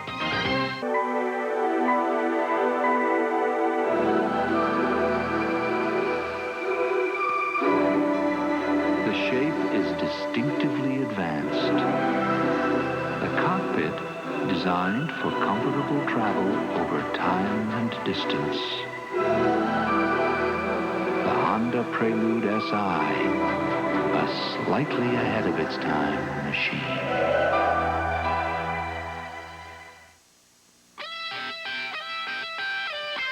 If you think you can handle the big, bold taste of Extra Gold Draft, hang on. This is the full tilt draft real beer drinkers have been thirsty for. And it looks like they aren't gonna let go. Grab hold of an Extra Gold. It's the biggest taste that's happened to beer since they put it in cans.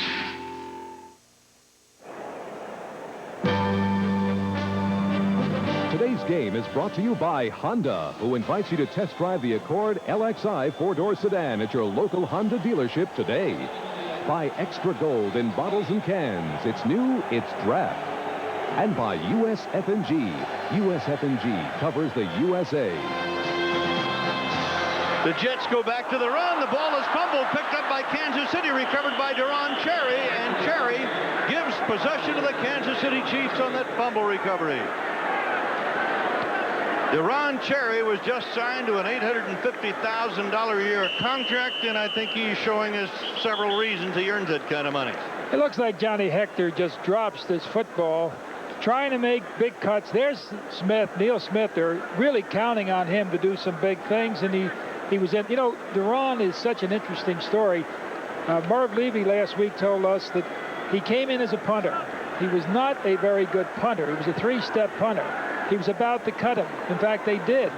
But this kid being such an outstanding athlete, he said to Marv, I'd like to have a chance to play safety. And he's only become a 5-time Pro Bowler. One of the great stories. So the Chiefs take over at their own 26-yard line. Steve DeBerg at quarterback. Okoye is the lone setback. Palmer is wide to the left. He's really a running back. And also a great pass catcher.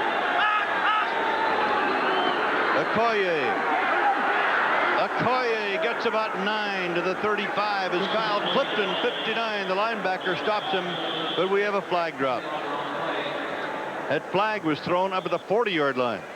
And now they had Gastineau move from the strong side then to the weak side, and the play developed away from him. I'm sure the play was called, and it wasn't meant to go against or away from Gastineau. Mickey Schuler, who went off the field, got a clip call against Kansas City.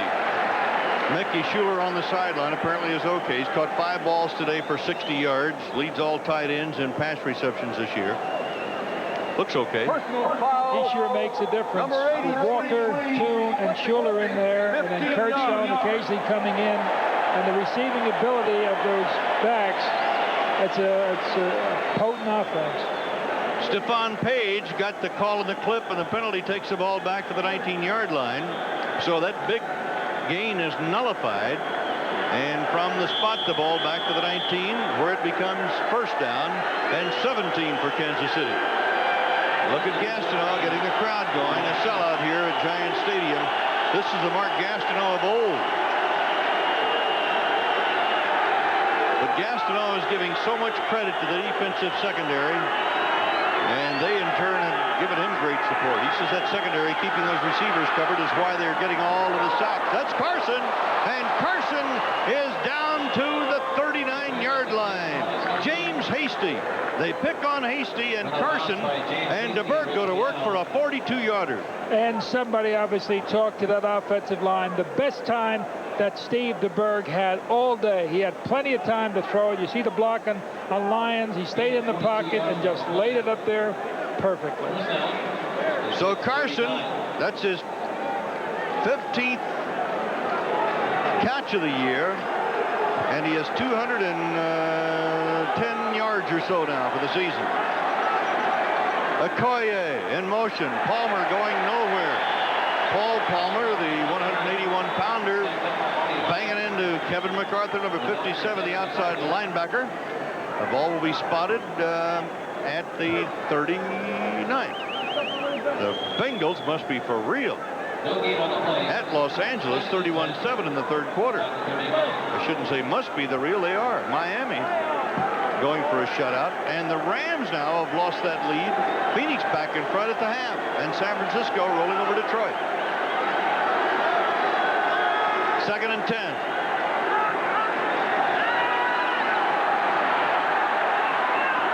Complete to Palmer coming out of the backfield, and Palmer gets a couple of extra yards and a first down on the 26-yard line. A 13-yard pickup on that pass play to Paul Palmer. And once again, it was a question of time. the Kansas City Chief offensive line gave him just enough time. A good block on Gastineau, a good block on Lyons, and the all-purpose man, 26, Paul Palmer, made a thing that's becoming they're accustomed to now. DeBerg now 5 out of 12, 95 yards, 1 interception. Jets lead 10-0, 8:08 to go in the third quarter. Palmer's out wide again to the left side. And here comes Okoye. And Okoye, look at this big man with all that power at the 17. And Eric McMillan, the free safety, has to come up to take on the 253-pound fullback. And McMillan takes the real blow there. Although he got Okoye down, he is now down with an injury. Shades of Cookie Gilchrist or Jimmy Brown or Marion Motley, the big, the strong, the hard runners. And it's a tough play for McMillan. He was outweighed a bit by this man. Although the injury, you're never quite sure who gets you. Is the guy with the ball or the guy that was helping you make the tackle? So McMillan is down. He had some help from Alex Gordon, number 55, the linebacker. So we have a timeout with the Jets leading 10-0 and 7:48 to go in the third quarter. With McMillan out of the game, at least temporarily, Miano goes over to play the free safety, and Mike Zordich plays the strong safety now for New York. And it's 2nd down and 1 for Kansas City. DeBerg over the middle. It is incomplete. It was intended for Alfredo Roberts, number 87, the tight end. Troy Benson had the coverage as DeBerg, who stands 6'3", went up over the top trying to get his tight end. Here's a view from the free safety position. It's coming at you. He had pretty good time. And it was pretty good coverage. Jonathan Hayes comes in. Moriarty comes in now for Kansas City. First down is a must for Kansas City. 3rd and 1. Hayes moves to the left side as a tight end. Palmer spinning, turning, is going to be close. Kyle Clifton, the inside linebacker on part of the stack. And if Kansas City did not make this first down, of course they're only down 10-0. But the Chiefs have got to score in this possession. It's going to be an interesting call. Now, I know the folks in Kansas City will say take 3, and it looks like they're taking 3 points. So the field goal unit comes on. Nothing wrong with this. No. One of the best in the business, Nick Lowry, will go for the first points for Kansas City today. It'll be a 34-yard field goal attempt. Kenny will be holding. Lowry has 4 field goals this year, 4 out of 4. This should be an easy one for him.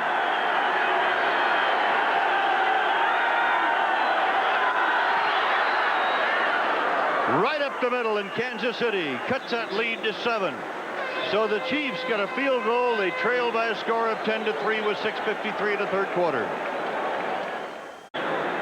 Merle Harmon and Aldi Regattas with you from Giant Stadium in East Rutherford, New Jersey. The Jets, who led 10-0 at the half, now lead 10-3 as Lowry's kickoff will go to Bobby Humphrey. Bobby sees a hole near midfield. And it was James Saxon who stopped him, and this is the thing the Chiefs could ill afford to let happen. Bobby Humphrey has done so much for this Jet football team. Defensively, he's been outstanding, and now this. He sees the gap, and he makes a go for it. Good run, good field position, big series for the Jets, and above all, the Kansas City Chiefs. Good teams, as we said so often, score right after they're scored upon. The last time the Jets hosted Kansas City in a regular season game, Humphrey was a wide receiver and caught a touchdown pass. First down midfield and a 48-yard return by Humphreys. He set it up. Too much time for O'Brien. Finds a McNeil out of the backfield at the 45. They get 6 yards on the play, and Burroughs makes the stop. And let's go to Lynn Berman in New York for NFL Live. Well, Merle, if you're looking ahead to the Jets' opponent of next week in Cincinnati, well, here's what the Bengals are doing at the Coliseum. Stanford Jennings fought his way in. The Bengals now lead the Raiders 31-7. They'll be 5-0. They had 4 wins all of last year. All right, back to Merle and Al. Thank you, Lynn. And boy, that is some story going on with Cincinnati rolling today. Second down 4. McNeil. Near the first down, maybe about a yard short. Bud Carson and his defensive unit. And he's keeping them in the football game, keeping their intensity up. He knows the Kansas City Chiefs have the ability to score and score quickly. You know, it's interesting. This is the third time today that the Jets have started at midfield. What an advantage. So Bud Carson and his troops, they're a very proud unit. Third down 1 now for the Jets. 5:24 left to play in the third quarter. Jets lead by 10. Blitz, down goes Ken O'Brien as Jack Del Rio, number 50, was coming from the left side, the 4-year veteran from USC. And that puts the Jets back at the 47-yard line of Kansas City, the first sack of O'Brien today. And he really had a clear shot at him. It could have been the alignment. It could have been a missed block, which I don't think it was. Vic had a shot at him. But that is a big play for the Kansas City Chiefs. Joe Prokop back to do the kicking. Kitrick Taylor is deep. Prokop with a pretty good day today. He got one out of bounds inside the 5-yard line just as the first half was coming to an end.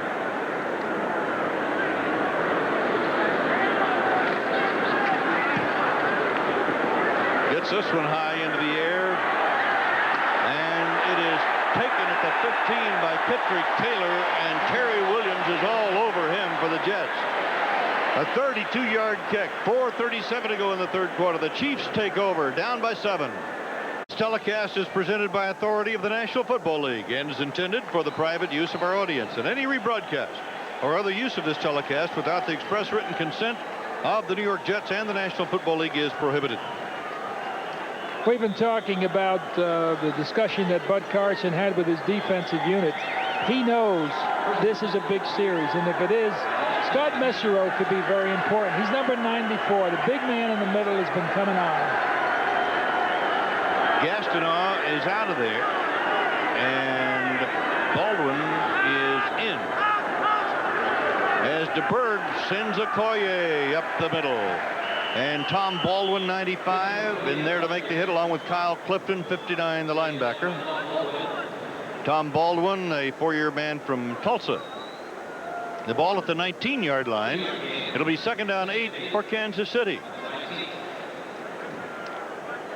This is a Bud Carson trick. He lines his 94, his nose guard, like Joe Klecko, like Mean Joe Green, in an offset.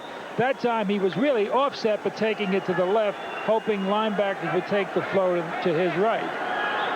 Christian Okoye, the big 253-pound fullback.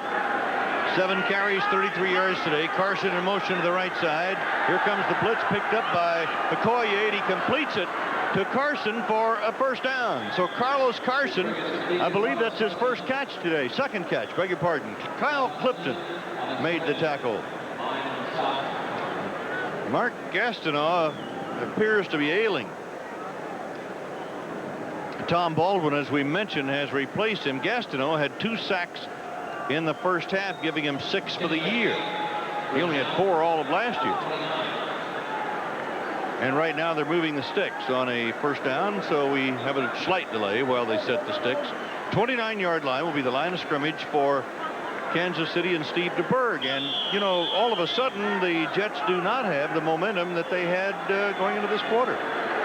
Well, a couple of figures there that will be interesting, and we'll see how things develop as Palmer carries the ball to the 34-yard line. Paul brought down by Robin Cole, number 90, the veteran who was picked up from the Pittsburgh Steelers, makes the tackle. But now you're seeing a bit of a change. It's subtle change, but a change. The offensive line of the Kansas City Chiefs now, they're moving it out. There, Paul Palmer hit straight up, but the flow, the push, the retreat, if you will, of that defensive front was quite apparent. So it's second down 5 as DeBerg starts looking upfield and gets this one away. He is looking for Page, and he is covered by James Hasty, number 40, the number 3 draft choice, the rookie from Washington State. Here again, it's a matter of strategy, and this is the rush on DeBerg. That last play, Stephon Page goes deep. James Hasty is right with him. Now, if they come with something like that, you might look for something underneath number 40 because he was covering so well, so deep. We understand that Mark Gastineau has cramps, as does Alex Gordon, but both are expected back. 3rd down, 5. Stephon Page has been shut out today. He's caught 20 balls for 221 yards this year and 2 touchdowns. That's Carson in motion. A sack by Tom Baldwin, who replaced Gastineau. An 8-yard loss. Well, I'm sure that they've been talking to Eatman, and they should, because he just is not getting his feet in position. He's not moving the way he should be with that defensive end. DeBerg has discussed it. Gastineau is hugging the man that took his place. On 4th down and almost 15, Kansas City will punt the ball away. And Kelly Godburn from Emporia State in Kansas will do the kicking. That's the first sack for Baldwin since 1986. JoJo Townsell, a single safety for the New York Jets. Flag down. He fields the ball in his own 39. Townsell still on his feet. Finally brought down outside the 30, but we have 2 flags thrown. A 36-yard kick, a 33-yard return. And Let's see what the flags are about. Goodburn had to make the tackle. That's the kind of thing punters really are not too fond of doing. But he was there and did it well.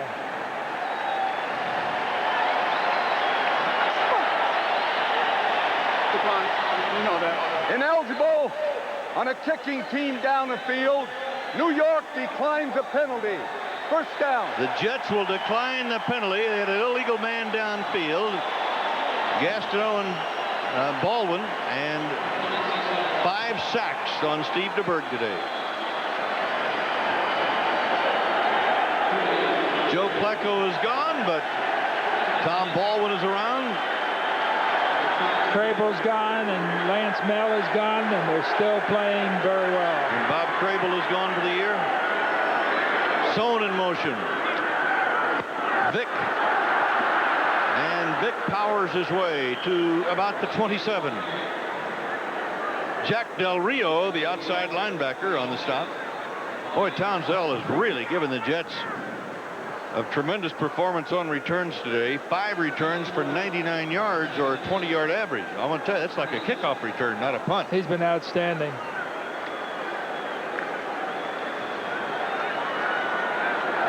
Vick now has a career-high 74 yards rushing. This big 228-pounder from Texas A&M. There he is again. Flags go down. Vick might have the 1st down at the 20 as Deron Cherry, the all-pro safety, makes the tackle. And there, I'll tell you what, Bill Moss and Jim Sweeney are after each other. They were mixing it up on that play. And again, Vick makes the run, but Dan Alexander, not ignoring that fight, but Dan Alexander makes an excellent block. I thought Tim Cofield played it poorly, regrettably, but he did play it poorly. He took it too far, too straight across, giving Dan Alexander a great angle on him. Bill Moss, the nose tackle for Kansas City. Jim Sweeney, the center for New York. Well, it was Moss and Banker got a bit angry. They got tangled up in there. Hard to really see it. Little nudge, another nudge. Mr. Dreith. Yeah, that's always fun. Where do you hit a man in a football fight? Maybe, I don't know, maybe it was Sweeney who was trying to keep Moss away from Banker, but maybe he had a little extra for him, too. That penalty, 10 yards. And let's check the ticker, and the Bengals are rolling for Sam Weish. And Denver shutting out San Diego, and Miami, big, big upset there, if it holds. And Phoenix handling the Rams.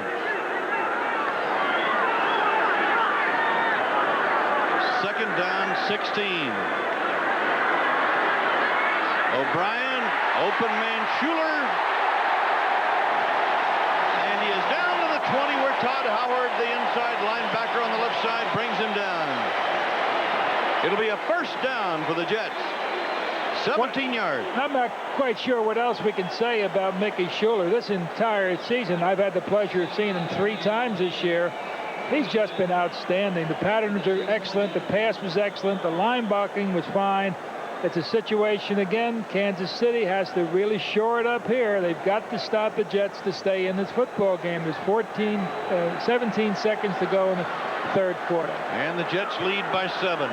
Schuler in motion to the right. McNeil on the pitch. At the 10 and out of bounds. And there again, number 60, Dan Alexander, makes an excellent block on the strong safety, Lloyd Burris, who came across. You'll see from a low angle here, but watch number 60. This is Lloyd Burris coming up from the strong safety to make a play on the run. Number 60 is going to bang him right out there. That makes it go. And the ball marked on the 9, which means first and goal to go. Alexander, it was questionable if he would play today or not, but he has never missed a Jets game. And he hasn't missed too many blocks today. The only 3 games he missed was during the strike. That's Hector. Look at the strength of Johnny Hector to the 1.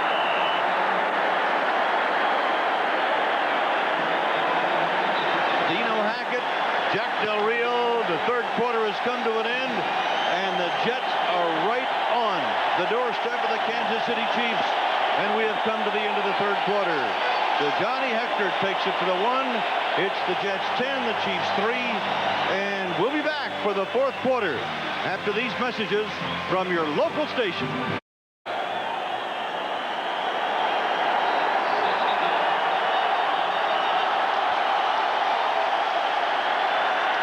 Fourth quarter, first play at the goal line. Johnny Hector, who has scored once today, is into the end zone, but we have a flag.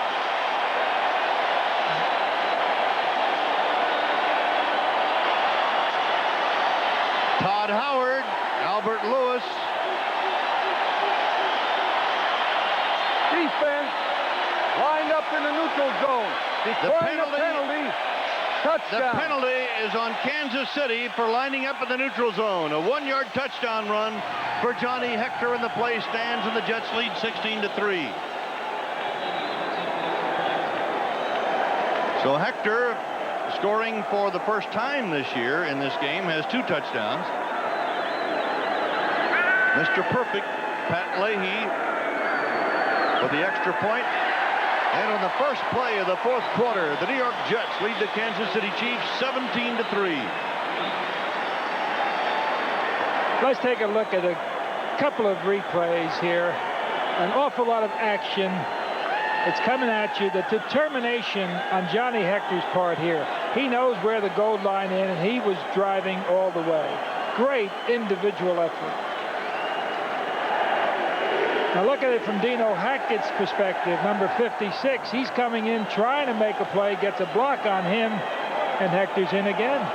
Now, you know, Merle, the Chiefs had the football deep in the Jets' territory.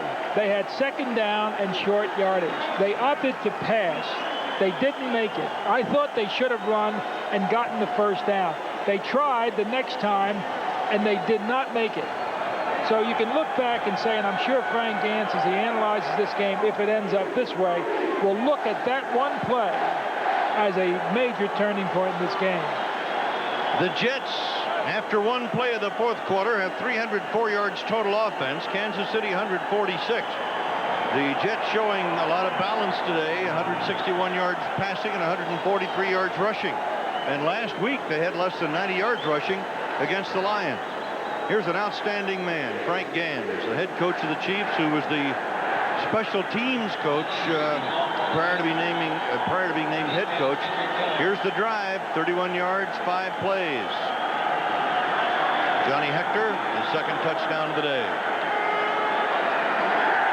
But you got to hand it to the Chiefs. The way they came out in the third quarter, they were down 10-0, did not look good. And then they established some momentum, and this ball will not be run out by Kittrick Taylor. The Chiefs will take it at their own 20. This is one day the crowd has been very active for the Jets. Steve DeBerg coming out with lots and lots and lots of time. We're just barely into the fourth quarter. DeBerg 6 out of 15, 105 yards and 1 interception. What's going through his mind? Lots of time and not the greatest kind of field position. Once again, he finds himself kind of deep. And here's the standings updated. Of course, the Jets can tie the Bills for the lead in the East for the victory since Buffalo lost to the Bears today, and the Bills went down to defeat for the first time. And Mark Gastineau is back. He will go to the weak side.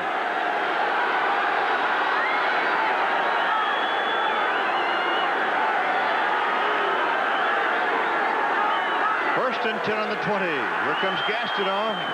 Pass completed to Carson. Shakes a tackle. First down and more. Carson breaks. This is what this man can do, and nobody's going to catch him. An 80-yard touchdown pass and run. Steve DeBerg to Carlos Carson, and he got behind Hasty, shook him, and he was off to the races, and the Chiefs are right back in it on one play. And they're back in it in a hurry. I mean, the Jets have worked so hard to do what they've done, and as you said, one play makes the difference. He caught it short, shook off the man with a quick move. Here's Carson, here's Hasty. The quick move right here does it.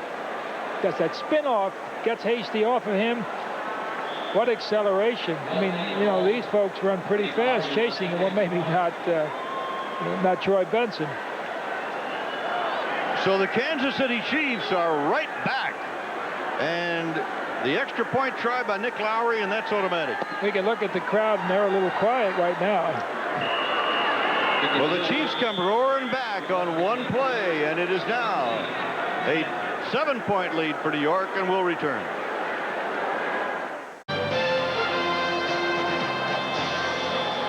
It is 17-10 New York as Kansas City will kick off. And Lowry's kick is going to be fielded by Sohn in the 9.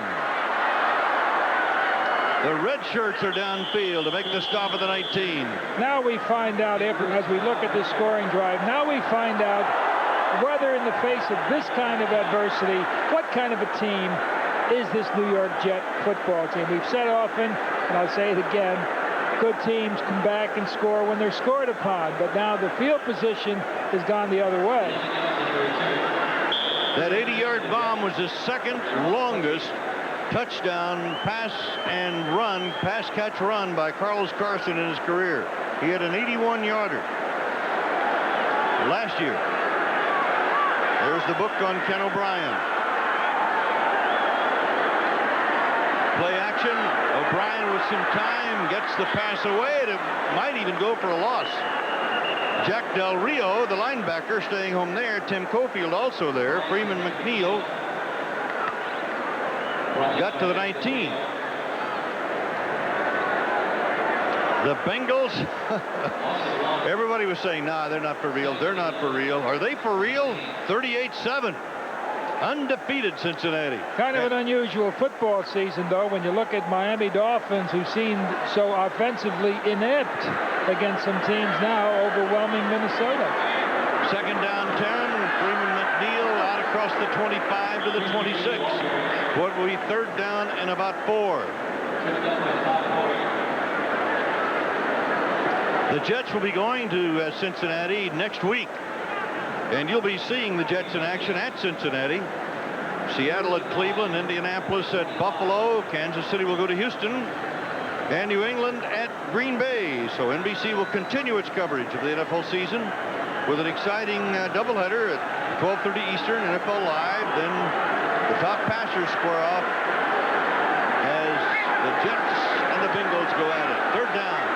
O'Brien with some time. Tries to loft it over the defender's head to get it to Freeman McNeil, who was covered by a linebacker, and McNeil just couldn't quite pull it down. Angelo Snipes, number 52, the linebacker, had the coverage. And for the first time today, we're seeing a little confusion on the part of the New York Jets. There's a certain amount of uncertainty. Good coverage deep by the Kansas City Chiefs, forcing Kenny O'Brien to put that football up. big play right here. There should be a big defensive line rush. Joe Prokop is back to kick it. Kittrick Taylor is back. 4 punts, 35-yard average today for Prokop. And the Chiefs should really get good field position here.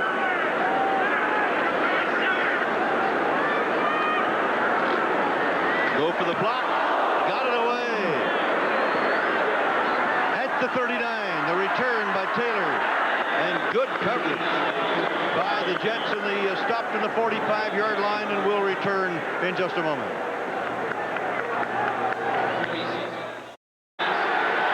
There's Gans talking to George Sessick.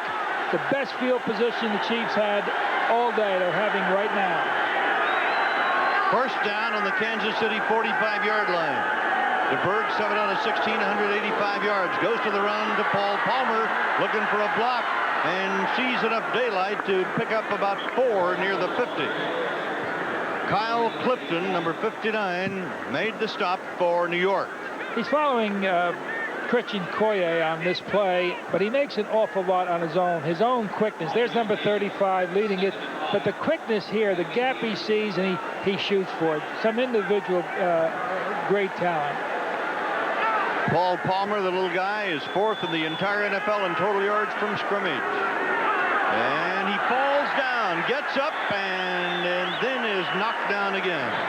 Marty Lyons and Gastineau both there. Frank Gans takes a look at the clock. Plenty of time, 12:05. Now we're going to see the changes that we saw the Jets making. We see a tight end come out. We see a Koya come out. We see Saxon go in. We see a wide receiver go in. This is the 4 wide receivers set. First down is a big must for the Chiefs. They want to keep the momentum. Kansas City is 3 out of 10 on 3rd down. Here's a big 3rd down. Kansas City trailing by 7. Gastineau!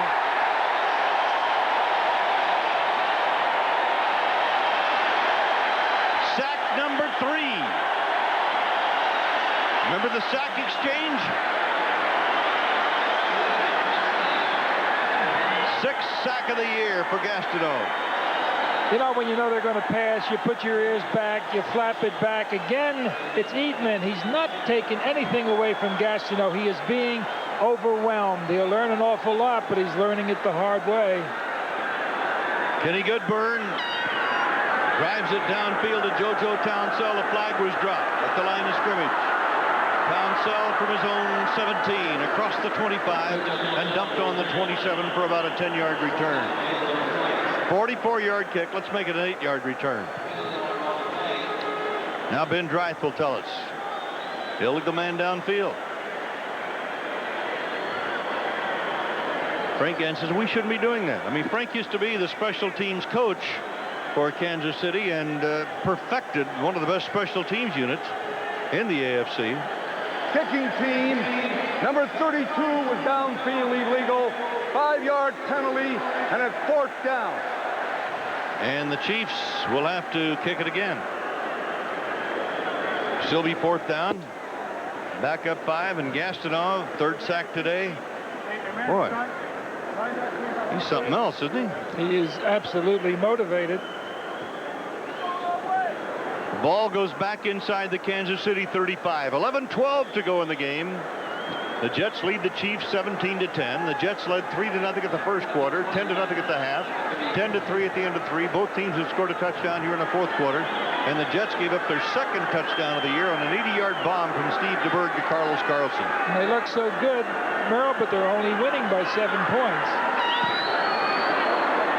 Not too much of a distance on this unless Kansas City gets a roll, and it rolls laterally where it is downed by Jonathan Hayes, a tight end by trade. Now we got a little extra activity going on between the white shirts and the red shirts.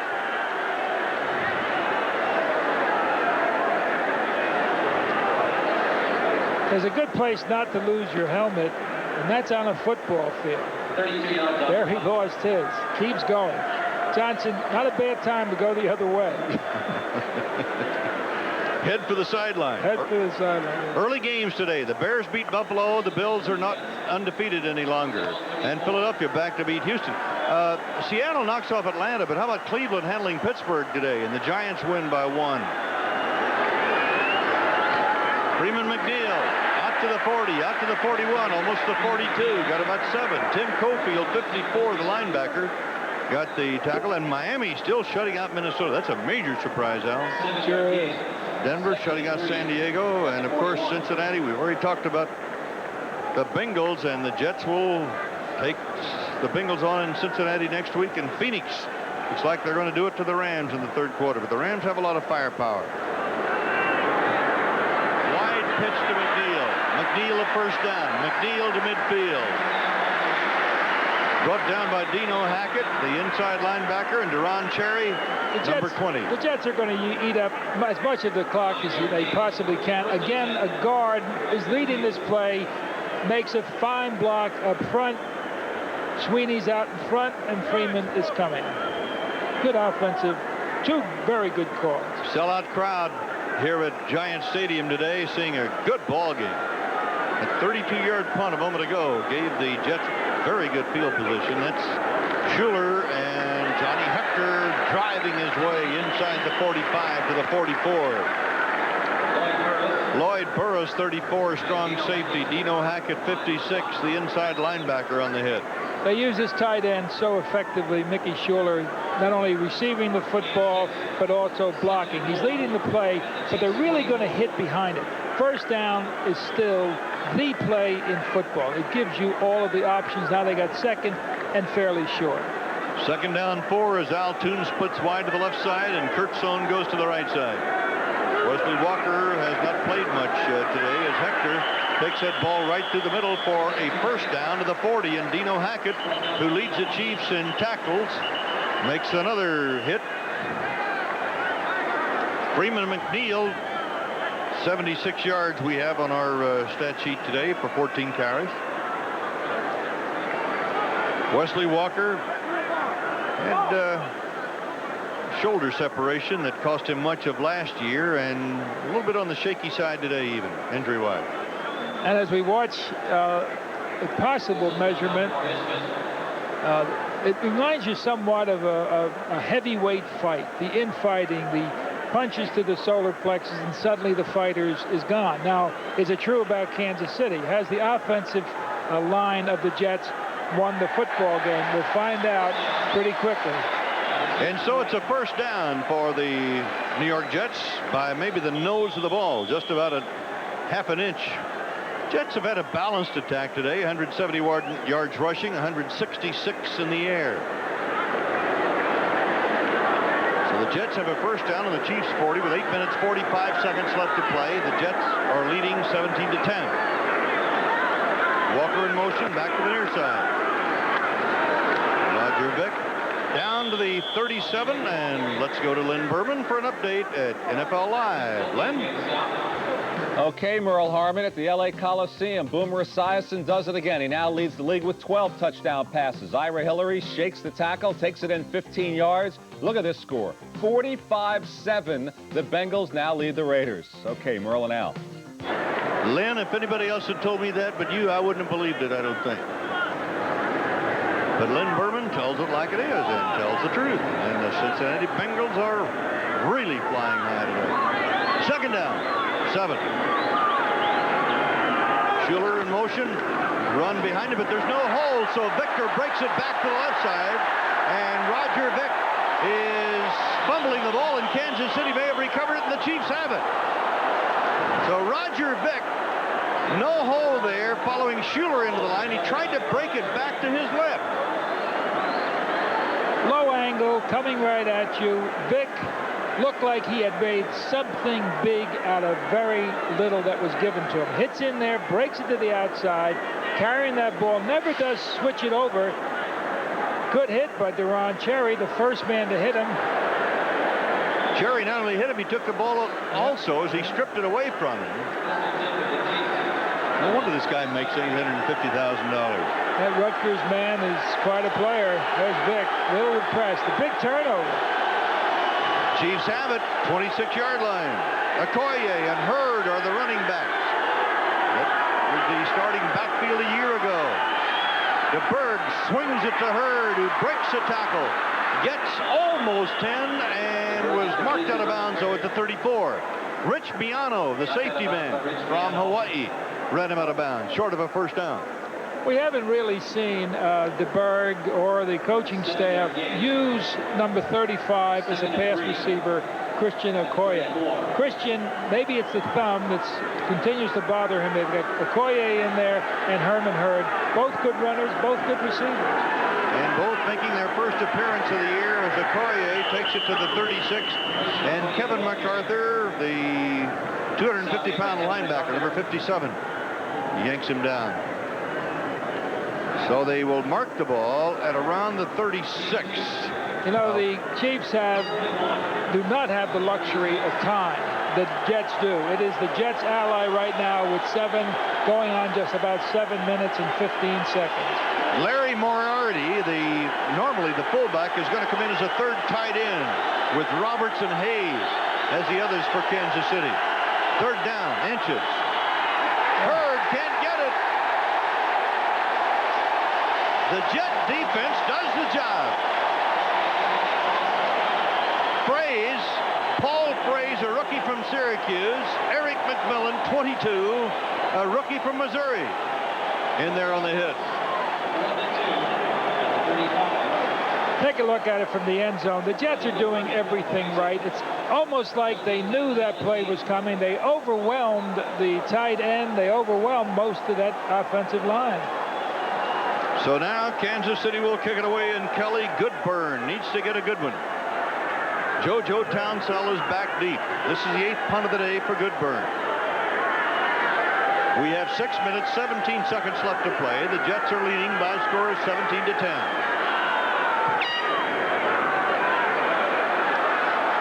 Townsell at the 35.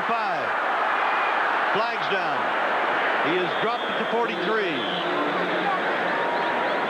30-yard punt, an 8-yard return. James Saxon on the coverage for New York. Or rather for Kansas City.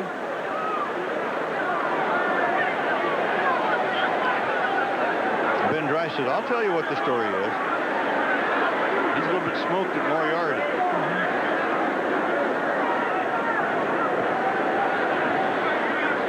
-17-10 Jets, 6:04 remaining.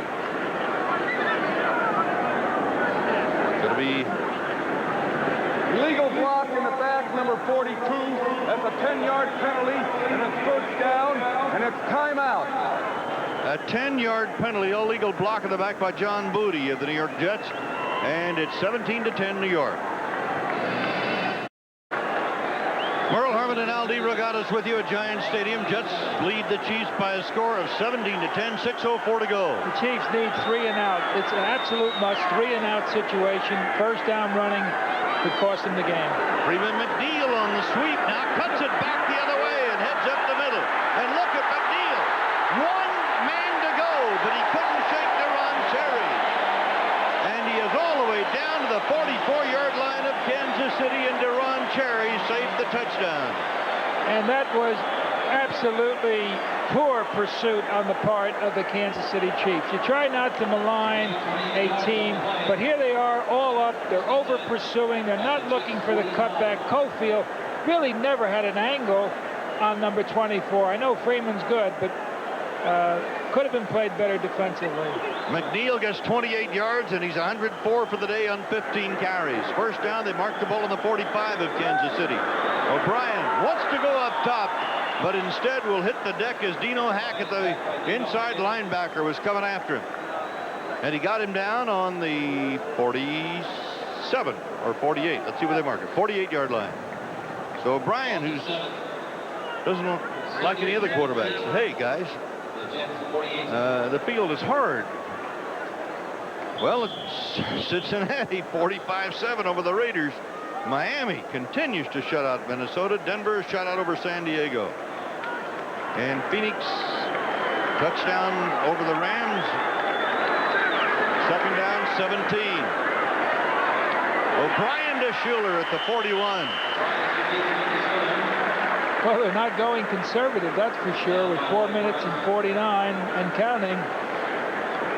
Schuler, 7 catches, 88 yards. He's just been outstanding. Del Rio never stops him. He turns, he looks, and there's the ball. Perfect spot. Third down 6 coming up now for the New York Jets, who have a 17-10 lead with 4:29 left to play in the game. Not a really big day at 177 yards. DeBerg has 8 out of 17 for 192, but he got 80 of them on one play. To Carson. Shotgun. Oh, that's just an incomplete forward pass, because that's exactly what it is. The straight pitch ahead. The shuttle pass is an interesting play. You've got to take it by surprise. Johnny Hector really wasn't looking. It did come awfully quick at him. That's interesting, Al, that somebody comes up with a play like that, and then several other clubs put it into their offense at certain times. Taylor is back for Prokop's kick, averaging 35 yards today. 7 minutes, or rather 4 minutes, 12 seconds left to play in the game.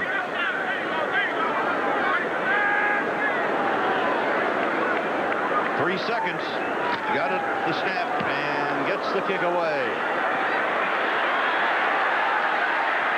It will come out to the 20. Terry Williams is downfield, hoping that he could field that ball somewhere and kill it outside the goal line. That kick goes for 41 yards. Chiefs have it in their own 20 in 4 minutes and 1 second remaining. After the ball game, the Olympic flame will go out. 16 days ago it was lit. Nearly 10,000 competitors from 160 nations participated. They came as athletes, they leave as Olympians. Tonight they gather to celebrate these games and to witness the extinguishing of the Olympic flame. Closing ceremony of the games of the 24th Olympiad only on NBC. There'll be tremendous ceremonies that will take place, and I know you'll enjoy seeing it. I mean, it is not over until you see the closing ceremony. Just as elaborate as the opening ceremony.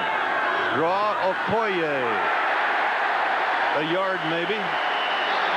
Scott Mercereau and Marty Lyons, the nose tackle, and the right end, 94-93, make the hit for the Jets, 2nd and 9. Well, that kind of was a bit of a surprise. You know, you've got 80 yards to go. You've got a little over 3.5 minutes to go. And here's a team that gives it to their big man. You thought, well, maybe we're going to try to pick it up through the air. And the Jets bring in the Nickelbacks.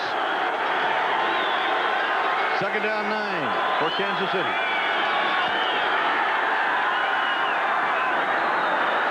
Hurd, but not quite. Herman Hurd covered by Robin Cole, the linebacker, number 90. And Robin, even after 12 years or 11 years with the Steelers, shows that he still has the mobility to take on that running back coming out of the backfield. And we also can look for the interception because the percentages go up. Rich Biano, McMillan, there's always that possibility. They're going to be freewheeling. Look for a possible interception. The Chiefs are 3 out of 12 on 3rd down. Big 3rd down.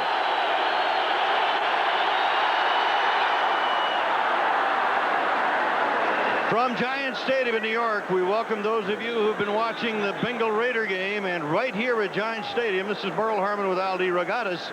And the New York Jets lead the Kansas City Chiefs 17-10 with 3:18 to play. But the Chiefs just got out of a bit of a hole. They pick up a first down on the DeBerg pass and have a first down at their own 31. Now we'll have to take a look at Gastineau, who's been outstanding. But now the first down play is so vital, absolutely vital. The Jets led at halftime 10-0 as they outperformed the Chiefs and shut down the Chief offense. But DeBerg has an 80-yard touchdown strike to Carson here in the second half, and he hits Carson again. And Carson, I don't believe, well, no, he was marked down at the 41. Carson was trying to climb over the defender, and the Kansas City bench, I think, is saying, hey, he was not on the ground. We'll see. Okay, they were bumping him there. Hasty was bumping him. He makes a good move. He's given Jim Hasty a workout today. Yeah, knee was down. Yeah. 2nd and inches on the 41. 2 minutes, 43 seconds left to play. Carlos Carson, 9-year veteran, LSU, 80-yard touchdown pass caught here in the 4th quarter. fact, it was the second play of the fourth quarter. DeBerg to the far side. Carson again, out of bounds, and a flag down. Out of bounds in the 40-yard line. DeBerg takes a shot. It's the 40-yard line in New York territory. Carson was shut out of the first half, as was Stephon Page, the two outstanding wide receivers of Kansas City. And they've done an awfully good job on Paul Palmer. When you think about his being, what, 47% of the total offense for the Chiefs this year, limited dramatically today. Ben Drysdale. Defense, pass interference, number 81. They're going to decline the penalty, take the gain, and that's a first down. Pass interference against the defense, but the Chiefs take the first down. Let's look at DeBerg.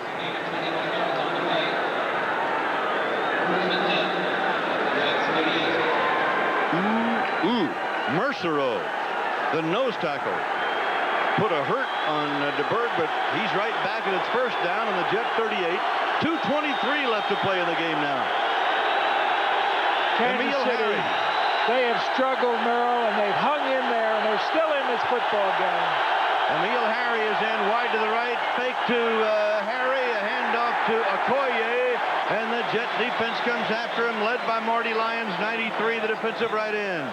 Not much on that one. Now here again, the problem of the not having a tight end that can do the job that Mickey Schuller does, and not many can do that job. But the tight end, again, is such a vital key. When you're not worried about the tight end, you check out the two wide receivers. And the 2-minute warning.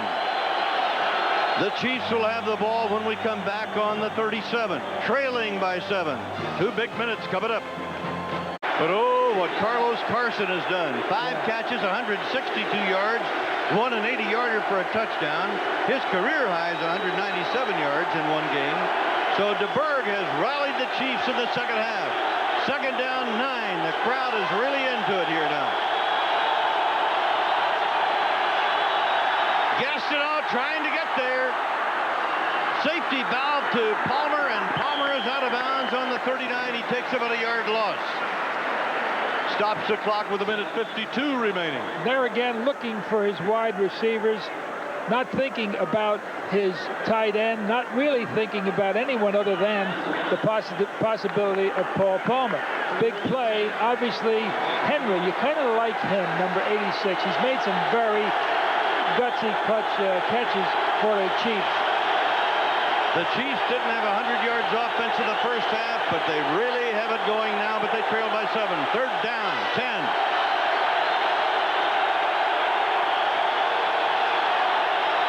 Here come the Jets.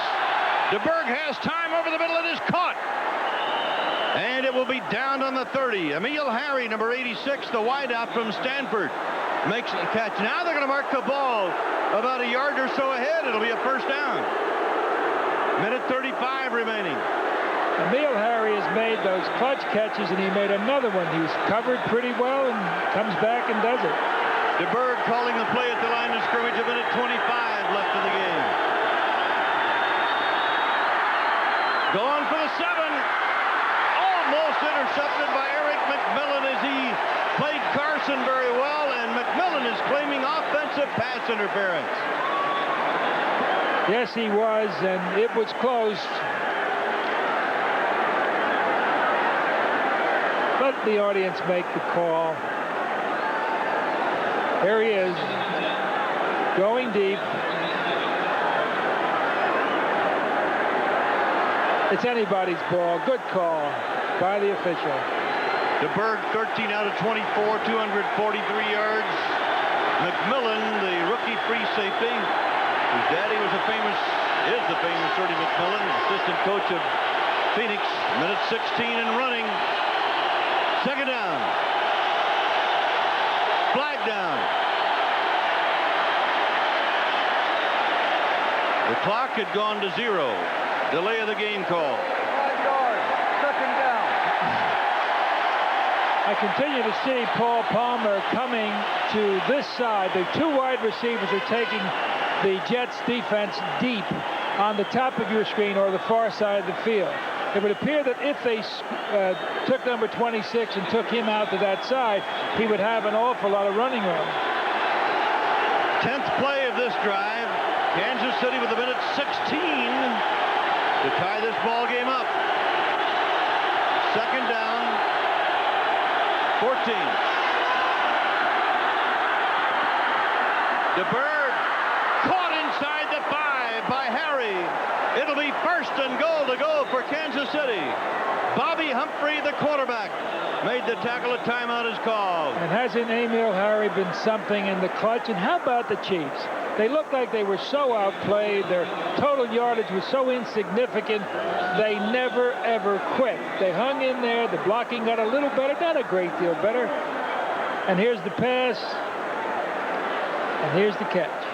And 4 receptions for 62 yards for Harry. And you got a good look at Steve DeBerg a few minutes ago. And Al, we go back to the first half as Frank Gans and his coaching staff calls a timeout. And remember when things were not going well for Kansas City, we talk about leadership, and DeBerg was reading a riot act to his offensive line about not getting any pass protection. Yeah, and I'm sure that Frank Gans made the kinds of adjustments that you had to have made. He had them hang in there. Again, we repeat, time is a factor. 87 is in the football game. Tight end has not caught a pass for the Kansas City Chiefs.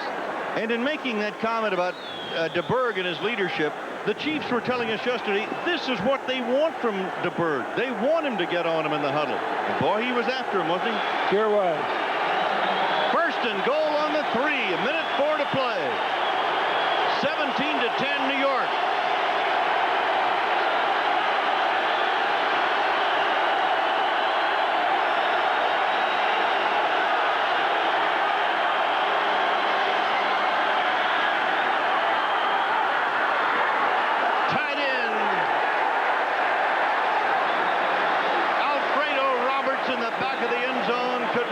Feet in. Troy Benson, 54, the linebacker, had the coverage. It was pretty good coverage also. Kansas City has not scored a rushing touchdown this year. Oh, so close. If he had caught that ball and had control, I think he would have had both feet in okay. I think so. Gastineau, big day, 3 sacks today, 6 for the year. Second down goal on the 3, 59 seconds to go.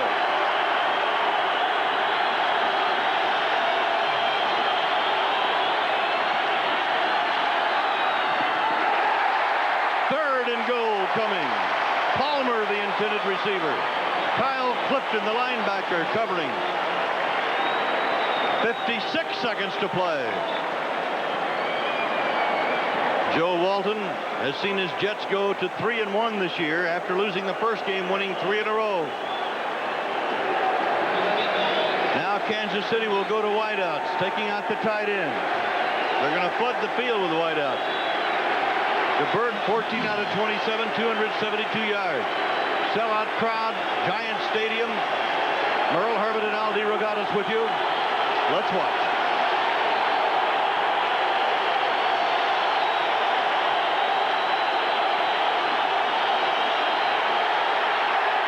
Delay of the game against Kansas City.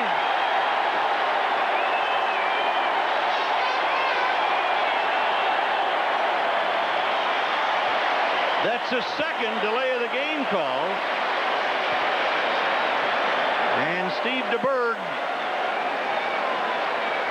a bit upset there. You know, this might work a little bit to his advantage, Al, because it gives him a little more room to throw the ball. I'm not sure it's that big a disadvantage, although Frank Gans is obviously disappointed. It does give them the room to operate. Carlos Carson wide to one side.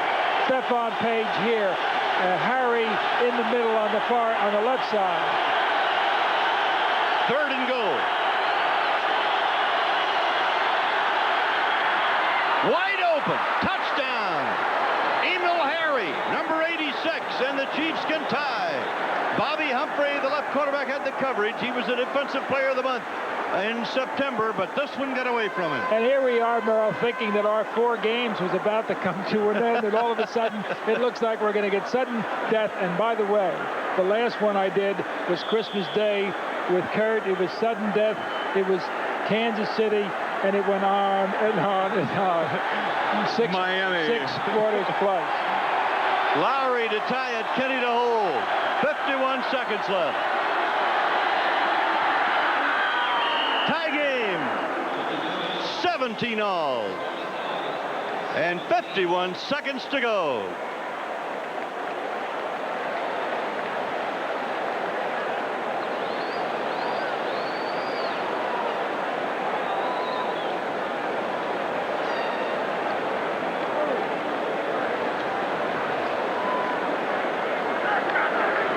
Let's go back and look at this touchdown pass. He has been the man. Emil Harry, we kind of pointed him out early, a man that was going to do it in the clutch, and he did it in the clutch. Hasty's coming over. There's a slight, what looked like a slight pick. And Carson kind of opened that up because they double-teamed him. Right. And here's Gann's reaction. Just the way they drew it. DeBerg, 15 out of 28, 288 yards and 2 touchdowns. Merle, you got to give the Chiefs so much credit. They were so far out of it. It looked like they were having such a difficult time. And as I said, they hung in, and here they are. It's anybody's ball game. 51 seconds remaining. The Chiefs lost a tough one at the last minute last week. And Joe Walton just seconds away from a victory. Instead, right now, is looking at a tie. Townsell and Sohn are back deep for the kickoff by Nick Lowry. It'll go to Kurt Sohn at the 4. Sohn to the 30, brought down there. 48 seconds remaining to be played. And the Jets will have the first down at their own 30. So can Ken O'Brien and company do it? 70 yards away? Maybe. And now when you think about that, you have to think about the strategy. Okay, do you put it up? An interception here obviously is vital. They've got a great field goal kicker that can do some very interesting things. So let's see how Joe Walton's strategy evolves. Altoon splits wide to the left, Kurt Sohn to the right for New York. Ken O'Brien at quarterback. Pretty good rush, but he goes to Mickey Schuler, breaks a tackle. Schuler drops a football. They're after it. I think Schuler pulled it back in, though. He did. It'll be a first down. Oh, the very thing you were talking about, Al, with Lowry and his long field goal range that he has. And you try to pull the arms out to force, and Tim Caulfield almost did it, but Schuler fell on it. 31 seconds remaining now. The ball will be put on the 42-yard line. We have a timeout for the Jets. Kansas City 2 timeouts remaining. The Jets 2 timeouts. As the years go by. And this has been two different halves, Al DeRogatis. Yeah, and the big play offense that was usually coming from the Jets has really come from the Kansas City Chiefs. And now Jeff Criswell moves over to play the right tackle spot for McElroy. As this pass is completed to Schuler, the tight end. He's in Chiefs territory. Look at Mickey Schuler go to the 45 with 22 seconds remaining. Could be the best professional game Mickey Schuler's had. Oh, and the Jets let about 5 extra seconds get away on the clock, calling a timeout, and Walton is saying, hey, we called timeout when the clock stopped. Schuler, 9 balls, 112 yards.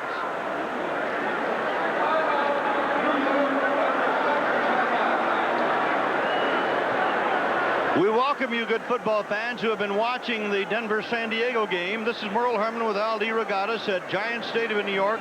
And the Kansas City Chiefs just moments ago, seconds ago in fact, tied the New York Jets at 17. And now the Jets have the ball in Kansas City territory with a timeout and the ball in the 45 of Kansas City. And again, the short field looking for field goal position. We talked about the possibility on the part of Kansas City. We are in sudden death. We're in sudden death right now. Here's Leahy, who could be very significant.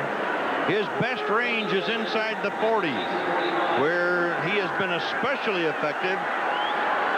And that's where the Jets will want to get him with 16 seconds to go. O'Brien stays in the pocket. It's incomplete to Johnny Hector out of the backfield. Now we have 12 seconds left to play. By the way, Leahy's longest field goal this year, 47 yards. So the Jets need to get somewhere around that 30-yard line of Kansas City. Criswell goes back to left tackle now as McElroy has come back to right tackle. And he's going to have to get something that ends up on the outside, a down and out to someone to kill the clock to try to get in that field goal position. Second down, 10 on the 45 of Kansas City. Almost a big catch by Al Toon, covered by Kevin Ross, the right quarterback, number 31. Al Toon, the big play man, 17 catches, 194 yards coming into the game today. 7 seconds remaining. Well, if he had caught this, it might have, he'd have been down, and the 7 seconds would have run out. Toon has caught only 2 balls today for 22 yards. It's the first time that he will, if he doesn't catch another one, it'll be the first game in his career when he hasn't caught as many as 3 in a game. Schuler in motion. Third down, 10. O'Brien to Toon through his hands with 3 seconds left. Coverage by Kevin Ross again. And O'Brien hits the deck. And it is 4th down with 3 seconds to go.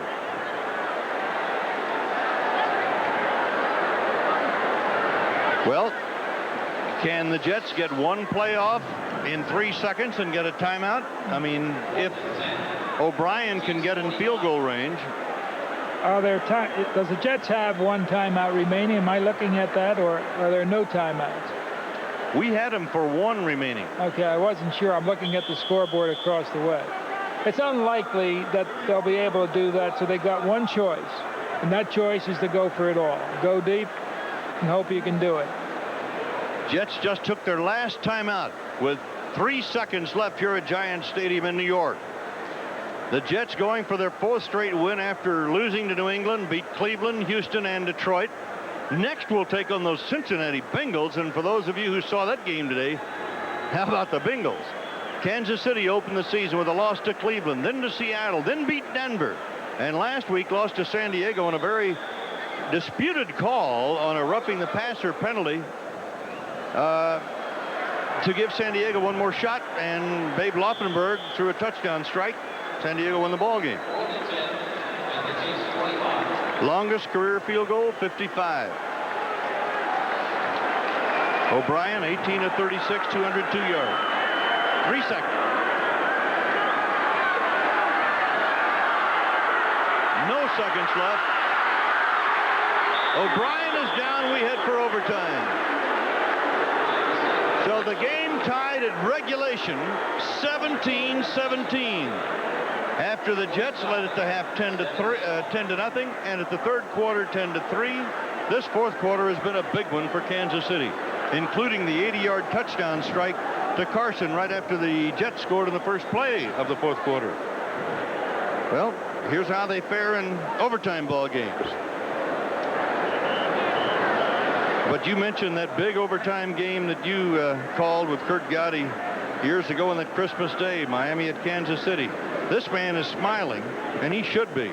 He was frowning in the first half, Phil. Yeah, he sure was. You know, overtime is always interesting to me. Some people make the argument that the team that gets the football has a huge advantage.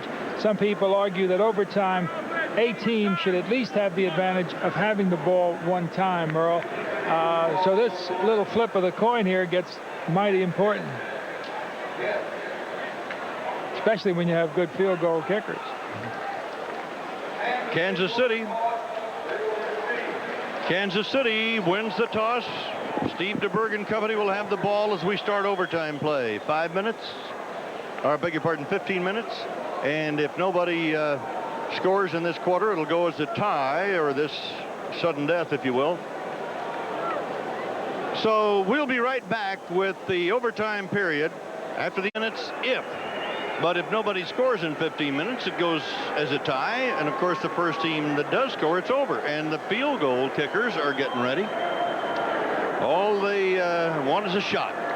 Paul Palmer is going to be the middleman on the goal line to receive the kickoff from Leahy. This will be the first time that he will have been back there today.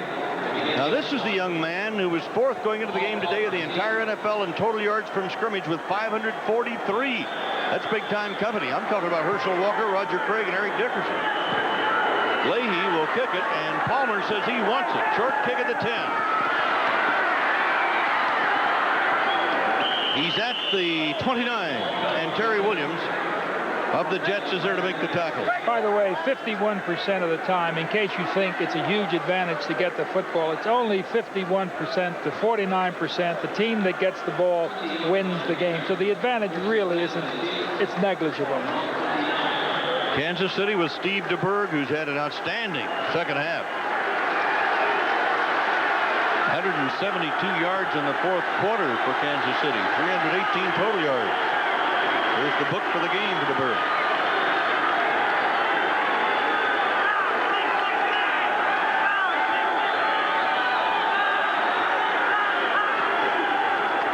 Okoye, the big fullback, near the 38. Kyle Clifton, 59, the right inside linebacker on the stop for New York. So Kansas City will have a 2nd and 2. Clifton looking to the sideline to Bud Carson as defensive coach, defensive coordinator. The Jets can tie Buffalo with a win. Buffalo losing to the Bears today. 2nd and 2. Okoye goes in motion to blocks on the corner for Palmer, who turns it for a first down and is into New York territory.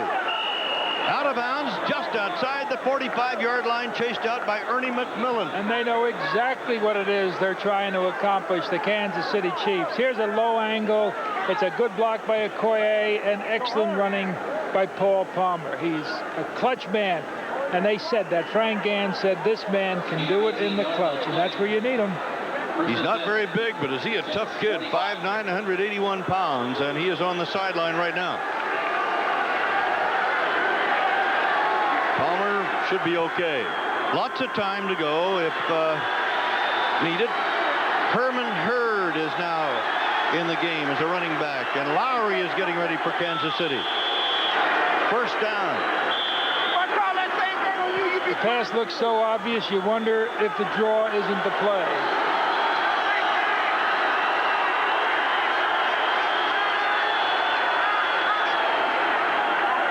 Okoye on the pitch, can't get outside, cuts it up, bowls his way inside the 40 to the 38. And Bobby Humphrey, the defensive player of the month for September, has to make the tackle for New York. Looks like Okoye, is that number 35? Looks like Okoye's hurt there. You don't have to get much further when you think about the potential, the ability rather, of Lowry as a field goal kicker. Lowry has kicked 2 58-yard field goals in his career. So the big leg is out there if they need him. Okoye, 12 carries, 50 yards. Palmer, 13 carries, 47 yards for Kansas City. And the Chiefs scored 14 points in the fourth quarter to tie this game. And in the football game is number 32 from Notre Dame, Larry Moriarty. He could be, you know, the man. They're not going to give up field position, of course. He's not going to try anything too tricky. They're going to try to get as much yardage as they can. Let's take a look at this. Maybe we can pick up what happened from the end zone replay. A pitch out to the right side. Hard to see. Big people hit awfully hard. Okoye just came back today, his first game of the year after being out with a thumb injury. Second down, about 3. Okoye, 12 carries, 50 yards. Hurd and Moriarty are now the running backs. And Hurd has impressed me. He is a runner, number 44. Carson to the left, Page to the right for Kansas City.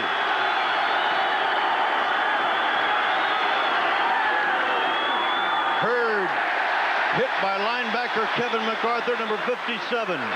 No gain. It'll be third down for Kansas City.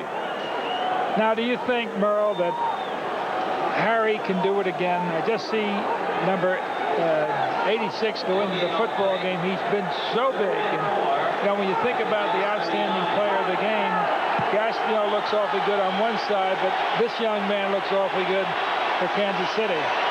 And in a 3rd and 4, they really only need about 6 or 7 yards. It would tax Lowry, but he has done it before. I'm talking about the big kicks, 58 yards. Third down. Here they come.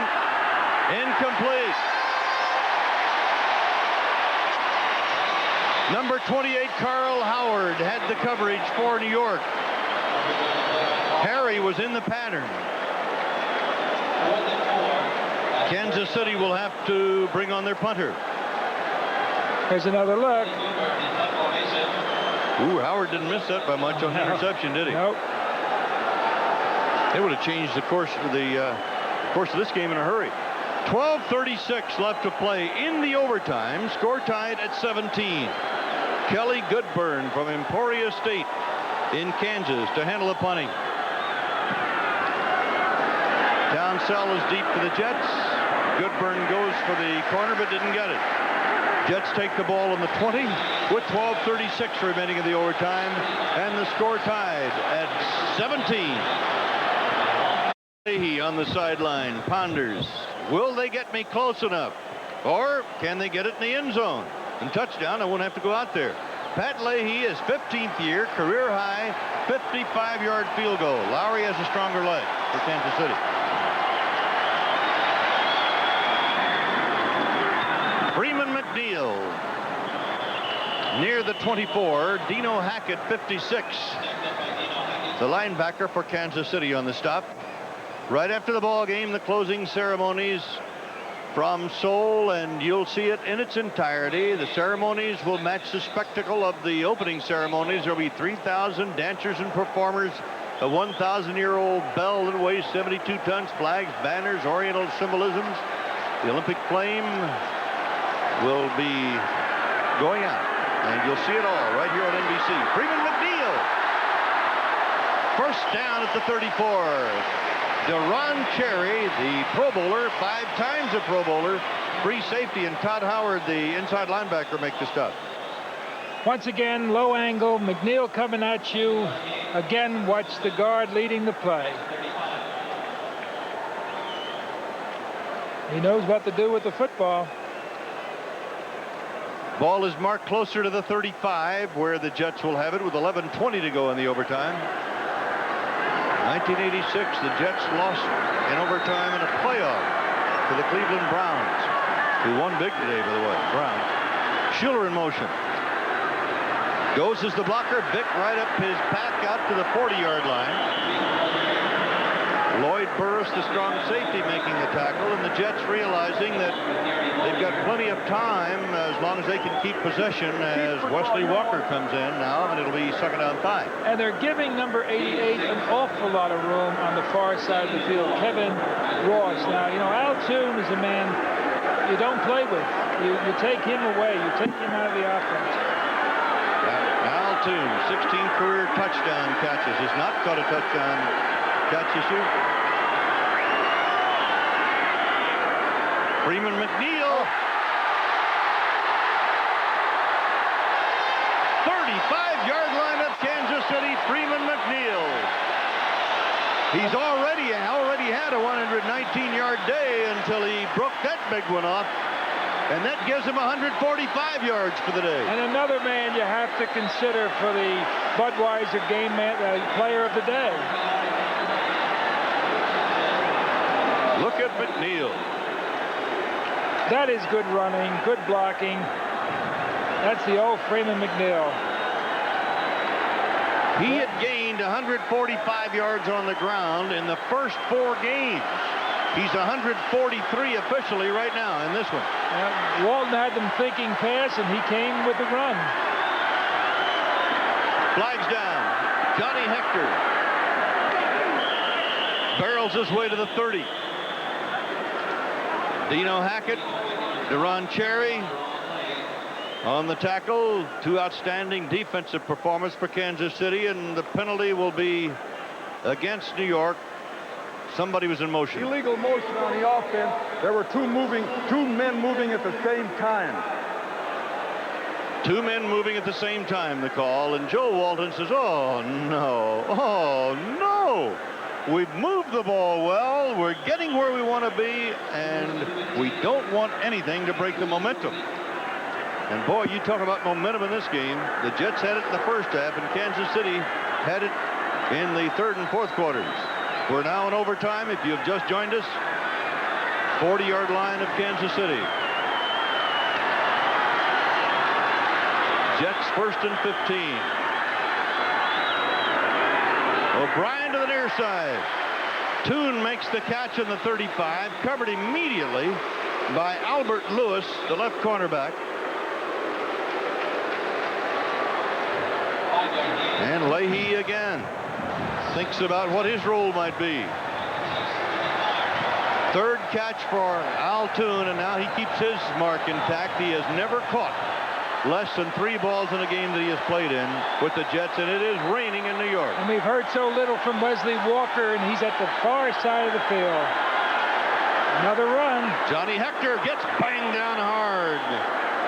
Number 98, Leonard Griffin, really knocked Hector off his feet in a hurry. Boy, the heavens have opened up, and the rain, which was forecast, is coming. The weather forecaster had not predicted an overtime game, though. The Jets, 262 yards rushing on 40 carries. That's an average of 6.5 yards per carry.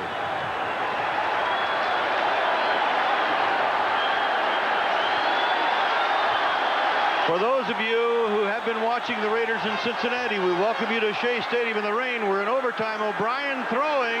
Pass completed to Mickey Shula, the tight end. 24-yard line of the Kansas City Chiefs, and a first down for New York. Dino Hackett making the stop. We have 7 minutes and 29 seconds left to go in the overtime. The game was tied at the end of regulation time, 17-all, as Kansas City scored the tying touchdown with 51 seconds left. And with this rain coming down as hard as it is, the Jets will probably try to kill a little bit of time here, hoping that it might subside. That snap is awfully important on a field goal kick. And Leahy, I am sure, would rather be kicking when it's not raining. Oh, a miss hit by Griffin, but he was able to knock Freeman McNeil off his feet anyway, as McNeil couldn't regain his balance. So Griffin has come up with a couple of big defensive plays. Now the driving rain on Leahy, and the score tied at 17 with 6:40 to play. Third quarter for the only score in that period on a 34-yarder. Freeman McNeil about the 23, and he is brought down there. But after Johnny Hector scored on the first play of the fourth quarter, Kansas City took the kickoff down into the end zone, and on the first play from 1st and 10 on the Kansas City 20, O'Brien hit Carson on an 80-yard touchdown strike, and then DeBerg fired an 8-yarder to tie the game with 51 seconds left. And Kansas City's made some defensive changes. They put a couple of speedy linebackers in, and additional man on the deep perimeter. They're going to be watching both for the run and for the deep pass. Third down 9. Fumble by O'Brien, covers it at the 27. This will be about a 47-yard shot for Leahy, somewhere in that area.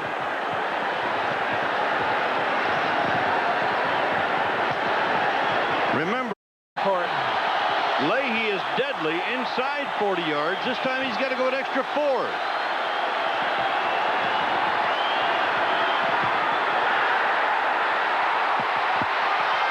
Not good. Kansas City is alive. Good quarterback for Kansas City. Hurd is in motion, the running back. DeBerg going for Carson, and and he could not hold it. He almost had it. 288 yards. Hasty comes over to cover. This time Harry. He comes up to play Stephon Page, head-to-head of the line of scrimmage. First down, Kansas City. 4 minutes, 19 seconds left of the game. Go to the power run with Herman Hurd, and Hurd gets across the 40, only about 2 yards. The Olympic flame will be extinguished on the closing ceremonies. You'll see it all on NBC right after the game. 2nd and 8. Incomplete to the top. Stephon Page to the left. Carson to the right. The Jets had 12 men on the field, but get the man off. It was Paul Fraze. Here comes the blitz. DeBerg ducks out of it. But he is not going to get the first down. He'll get it by DeBerg. And it is 4th down for Kansas City, and Kelly Goodburn will be punting. Goodburn, 10th punt of the day, 41.7 average. JoJo Townsell is deep for the Jets with 2 minutes, 2 minutes, 50 seconds remaining in the overtime period. Townsell brought down as he crossed the scoreboard in the next 2 minutes and 44 seconds. O'Brien fires away. Kurt Sohn brought down short of a first down, but gets about 8 yards out, which would have ended it here in the overtime. O'Brien, nice catch by Billy Grigg. Yard.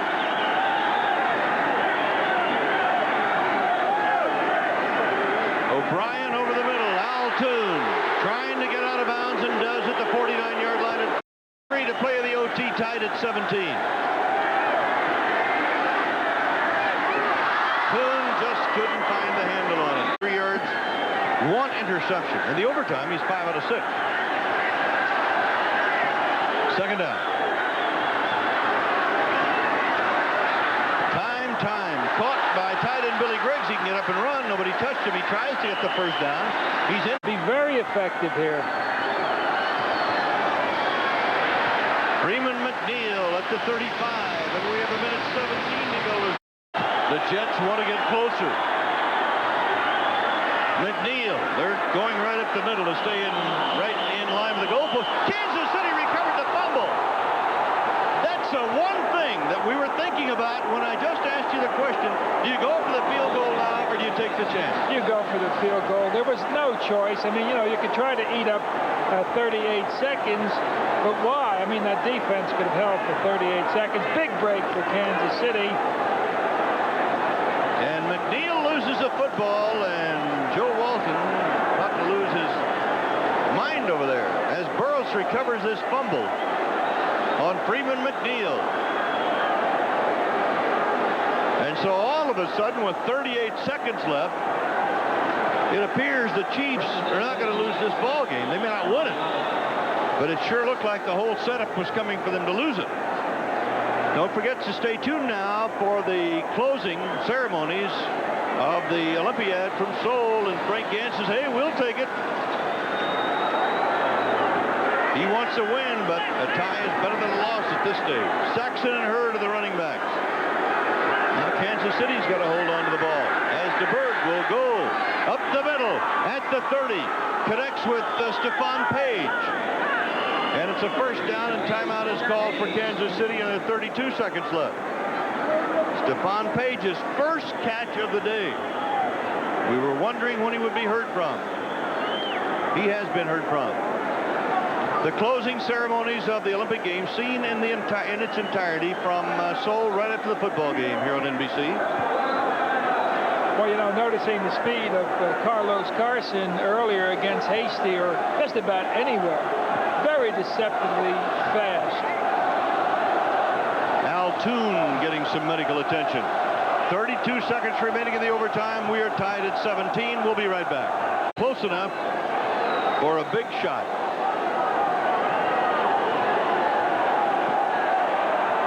Up the middle. It is intercepted at midfield by Bobby Humphrey. And the Jets have the ball at 25 seconds to play. Emil Harry, 86, was the intended receiver, and now the Jets will have a chance. Well, you know, you talk about the thing that you at least wanted the Jets to have happen to the Jets, and that was a fumble, and they did it. And then the interception was the one thing that really would have hurt Kansas City, and it did. And DeBerg is intercepted for the second time today. Joe, he was named as the AFC Defensive Player of the Month in September. O'Brien, 1st and 10. Far side, 2. Out of bounds. 43-yard line of Kansas City. Ross had the coverage and 20 seconds remain. And the rain has all but stopped. Very light mist falling. Well, we've got the situation for a hero. Is it going to be Toon? How about Mickey Schuler with the day that Merle just described? Johnny Hector's in the game. Also another good receiver. Leahy's longest kick this year is 47 yards. The highest, or the longest kick of his career, a 55-yarder a few years ago. Toon comes to the right side. And Kurt Sohn in the slot right. Second down short. O'Brien to Schuler. It is tipped away. A fine defensive play by Kevin Porter, number 27, the safety man, the rookie from Auburn. And the clock's left. Looked like they had the game well in control at halftime. But the Chiefs, to their credit, really came back strong. O'Brien plucked by Schuler at the 35. 10 seconds, 9 seconds, 8 seconds, 7 seconds, 6, 5, 4, 3, 2, 1. And did O'Brien, the flag goes down. O'Brien slammed that ball into the ground. Another flag goes up. No time showing on the clock. But the game can't end on a defensive penalty.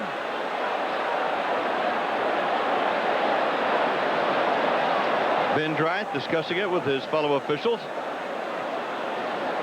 The Jets couldn't call a timeout. They had none remaining.